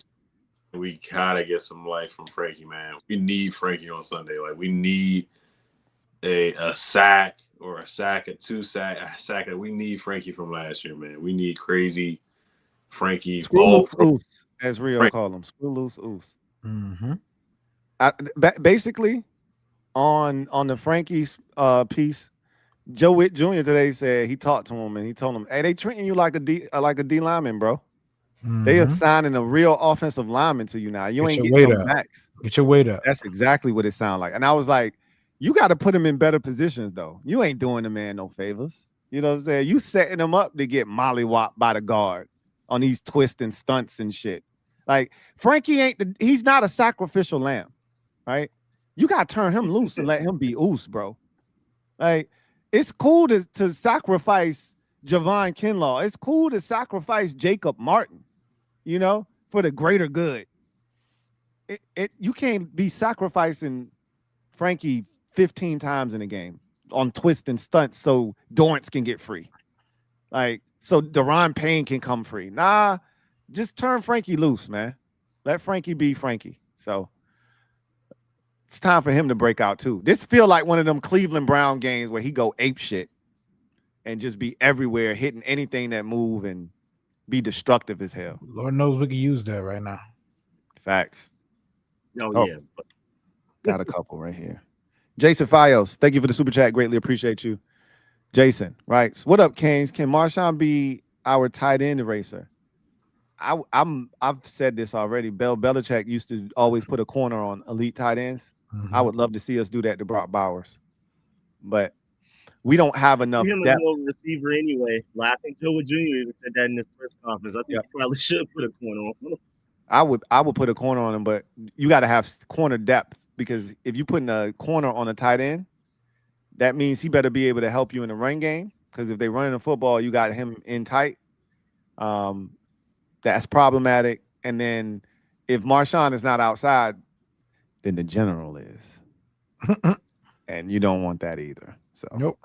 So like you talk about penalties, No, that's a pass interference penalty. There ain't no holding or no illegal contact. That's a 30-yard pass interference penalty down the field waiting to happen. So nah, I'm good on that. Now I would put Noah Igbenogany on his ass. I'd try that. I'd try that. That's so scary. I try that before I try Marshawn. It's still gonna be crazy. That's a lose-lose, bro. Yeah, it's just he's no way better in coverage, but he's so much smaller than Brock Bowers that he would take advantage of it anyway. Red House, not Roadhouse. Thank you for the super chat. Greatly appreciate you. Who writes, y'all remember the Landon Collins experiment? How could we forget? They had the audacity to get this man Sean Taylor's jersey, a signed Sean Taylor jersey. There was even conversation about Shinny wear the number. Yeah, I remember that. Oh my God. I'd like, are you kidding me? Yeah, we were so desperate for a free agent win that we've been so down bad for so long. Jesus Christ. Some of these conversations that we didn't want to give the quarterback Trustway's number. Like, oh my gosh. we gave Dwayne Joe Theismann's number though. Yeah, like, it's we crazy. done some crazy stuff and around here. They was ready to give Landon Collins Sean Taylor's number, bro. We're crazy, bro. Yeah. No, we were crazy. Wild times, man. Yeah. Whew. I'm glad we've escaped those days, bro. They were nasty. Red House, not Roadhouse. Thank you for the super chat. Greatly appreciate you. Who writes, bring back Blewett or Cyborg at the kicker. What's ATP? At this point. Okay. I should know this one. At this point, at kicker. We gotta get you outside some more, Lou. Hey, look, man. Some of these young boy abbreviations be kicking my ass, bro. I be telling my kids, hey, just spell the shit out, man. I like these. Oh, they acronym the dumbest shit ever, man. It be like 2 letters less. I'm like, your phone will spell it for you. My son told me, what is this stupid act? Oh, TSPMO. Like that shit pissed me off. Like, bro, like what? What? Like that TSPMO is a thing they say and they text. Like, first of all, that's too goddamn long. It's crazy. It's a whole damn like what are we talking about? TSPMO. Half the damn alphabet on that Just shit. say it. Just say that shit, man. If you type it enough in your phone, guess what? It's going to automatically, as you hit one word, the next word pop up, then the next word pop up, then the next word pop up. My new favorite one, Cybow. Cybow. Shut your bitch ass up. How do you spell that? SYBAU. Shut your bitch ass up. Cybow. Yeah, it's just acronym. They say it as a word. They acronym. I know that. I hate kids. I tell my son every day, like his era sucks, and I'm glad he has an old soul in him because that it's crazy. Yeah, I don't like that. I don't like that. Cybow. TSPMO. Bro, I can't with that shit, bro. I don't even try no more. I just ask him, what that mean? What that mean? I'm too old for that shit, man. I'm too old to be trying to figure out these goddamn like that Zach Galifianakis gift, just like, Like, yeah. put it together like, wait, bro, I don't even try no more. I be hurting my brain trying to figure these stupid ass acronyms out, bro. I just give up. Like, yo, what's this mean? I like when they put it in the super chats, I'd be like, yo, what that mean? I don't know what that shit mean. Hey, we be doing arithmetic in real time trying to figure that shit out, man. I ain't got time. I ain't even. So unnecessary. But that's how the young boys get down, man. When in Rome, do as in Rome. That's why I stay my black ass in the house. They be saying that shit out loud too. Like these kids, they talk like the chat watching a streamer in real life. I mean, and that's how they write too, though. Yeah, like if you've ever seen they papers that they be trying, they write how they talk. Like they don't even have actual proper grammar. This shit is crazy because they on social media so much typing. That shit seep into their actual work. I be like, yo, this is bad, bro. This is really bad. And then none of our kids write in cursive. They don't teach that shit no more. Oh, boy. They can't even write in cursive, bro. They can't even sign their name. Thankfully, I'm glad my son can write in cursive. He was like one of the last eras of kid that learned the cursive in elementary school. I was surprised they were still doing it. Oh yeah. My daughter, she taught herself how to write in cursive, and then I showed her the proper way to write in cursive. This is crazy though, man. Metaphor, thank you for the super chat. Greatly appreciate you. Metaphor writes, and what the F is 6'7"? Yeah, that's that 6'7". It means I swear it doesn't mean anything. I swear it actually does not mean anything. Like I keep seeing kids using that. I don't really think it has a meaning. I guess I'm not on the internet enough. I don't even know. This is why I stay inside. Yep, it doesn't really have a meaning. Yeah, this is why I stay in the house to myself, away from you weirdos. This is crazy. I don't even know what the hell he's talking about right now. I'm thinking, you talking about Lil Wayne? 6 foot? No, there's this 6'7" shit these kids are using, man. Okay. No idea. Yep. Yeah. I'm gonna just go to Rio for all the young boy shit. I'm gonna just go to Rio for it. I saw something to do with LaMelo Ball. I don't know, but it looked like it don't mean shit because I swear I read the definition of it and it didn't mean anything to me. Okay, there you have it. There you have it. I don't know. Before we get out of here, one more shout out to Sleeper for sponsoring this stream, man. Another day, another lost bet on Sleeper, but I am having the time of my life. Nobody did what they were supposed to do tonight. The Dolphins kicker, I'm going to give y'all my picks real quick before I get out of here. Josh Allen needed to get to 228 yards passing. He had 213. Thanks, man. Josh. Keon Coleman needed 4 catches. He had 3. Thanks, Keon. Riley Patterson needed 5.5 kick points. He had 3. Thanks, Dolphins, for scoring 3 touchdowns instead of kicking 2 field goals, you jerks. James Cook needed 14 yards receiving. He had 10. Wow. Devin Achane, I debated for 5 minutes on my show earlier about whether to go catches, because I like going where I don't need a specific amount of yardage. Just throw it to him and catch it. I knew Tua was going to check it down, but at least against the Patriots last week, he was actually running into the field of play when they threw it to him, like up the field. So he got yards. This man caught the ball. It was at 6 catches. It was 5.5. All he needed was 6. And I had 6 initially, and I went back like, that's a lot of catches. Oh, gosh. So I went back and I was like, just give me the yards, 42.5. The man caught the ball 7 times for 29 yards. But I love this shit though, man. I swear I love it. So I didn't win tonight, but I'll be back.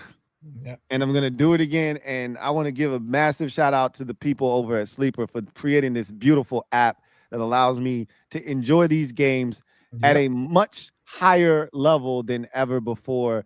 And if you out there want to enjoy the games at that same level while having a chance to put some extra money in your pocket, the fastest and safest withdrawal process I've ever been a part of. And I've had a couple of these apps that I've used in the past, and it's like putting your money into cryptocurrency. Good luck getting that shit out.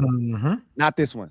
You put your money in, and the same way you put your money in is the same way you're going to get your money out, and you get it in an instant. So if you haven't already done so, there's a link in the description of this video. Click that link. It's going to take you to where you can download the app if you don't already have it. Use our promo code, Kings25. If you already have the app, cool. Use our promo code, Kings25, to get you 100% match on your deposit up to $100. That means if you put in $100, they're going to give you an additional $100 to spend on the app. So what are you waiting on? Go download the Sleeper app, use the promo code Kings25, and go make yourself some money. And like I always tell you guys, turn every day into payday. Shout out to Sleeper for sponsoring this stream. And shout out to Gabe as well, man. Shout out as to always. Gabe. He is, man. And shout out to Dawson Jordan as well. Thank you for the super chat. Greatly appreciate you. DJ? Shout out to Dawson Jordan. Yeah. All right. So that is going to do it for us, the Kangs here, heading into week 3. Let's go get this dub, man. I'm sick and tired of talking about stupid shit and shit that don't matter. Let's go win this game, man, so we can get back And to the the business, warm and man. fuzzy. Let's do And it. the Let's dog these, but we're better than the Raiders, man. Like, let's not act like we on the same playing field as the Raiders. Let's get to it. And if Jayden, if you out there, let's get back to business, man. Yeah, we got MVP aspirations. That shit ain't changed, Yeah. man. Let's go get it, bro. Let's get it. It's gonna look nasty with the brace, though. I ain't gonna hold you, but Yeah. we gotta do what we gotta do. All right. Brace gonna look bigger than his body, but it's all good, man. As long as we get the dub, let's do it in impressive fashion, man. Let's roll. Let's put on a show for my little boy, man. Hell yeah, Lil Rio needs to see this in person, Yeah, man. he Let's does, do it. man. Let's get it. From y'all know what it is, man. If you coming at these Kangs, you best not miss. Yes. Until next time, we out. Wow. Debo interviewed Ertz on Bleacher Report YouTube. If y'all want to watch that, by the way. Absolutely, and yeah, whatever Rio just said. New Jersey Gino, we need you on Sunday, man.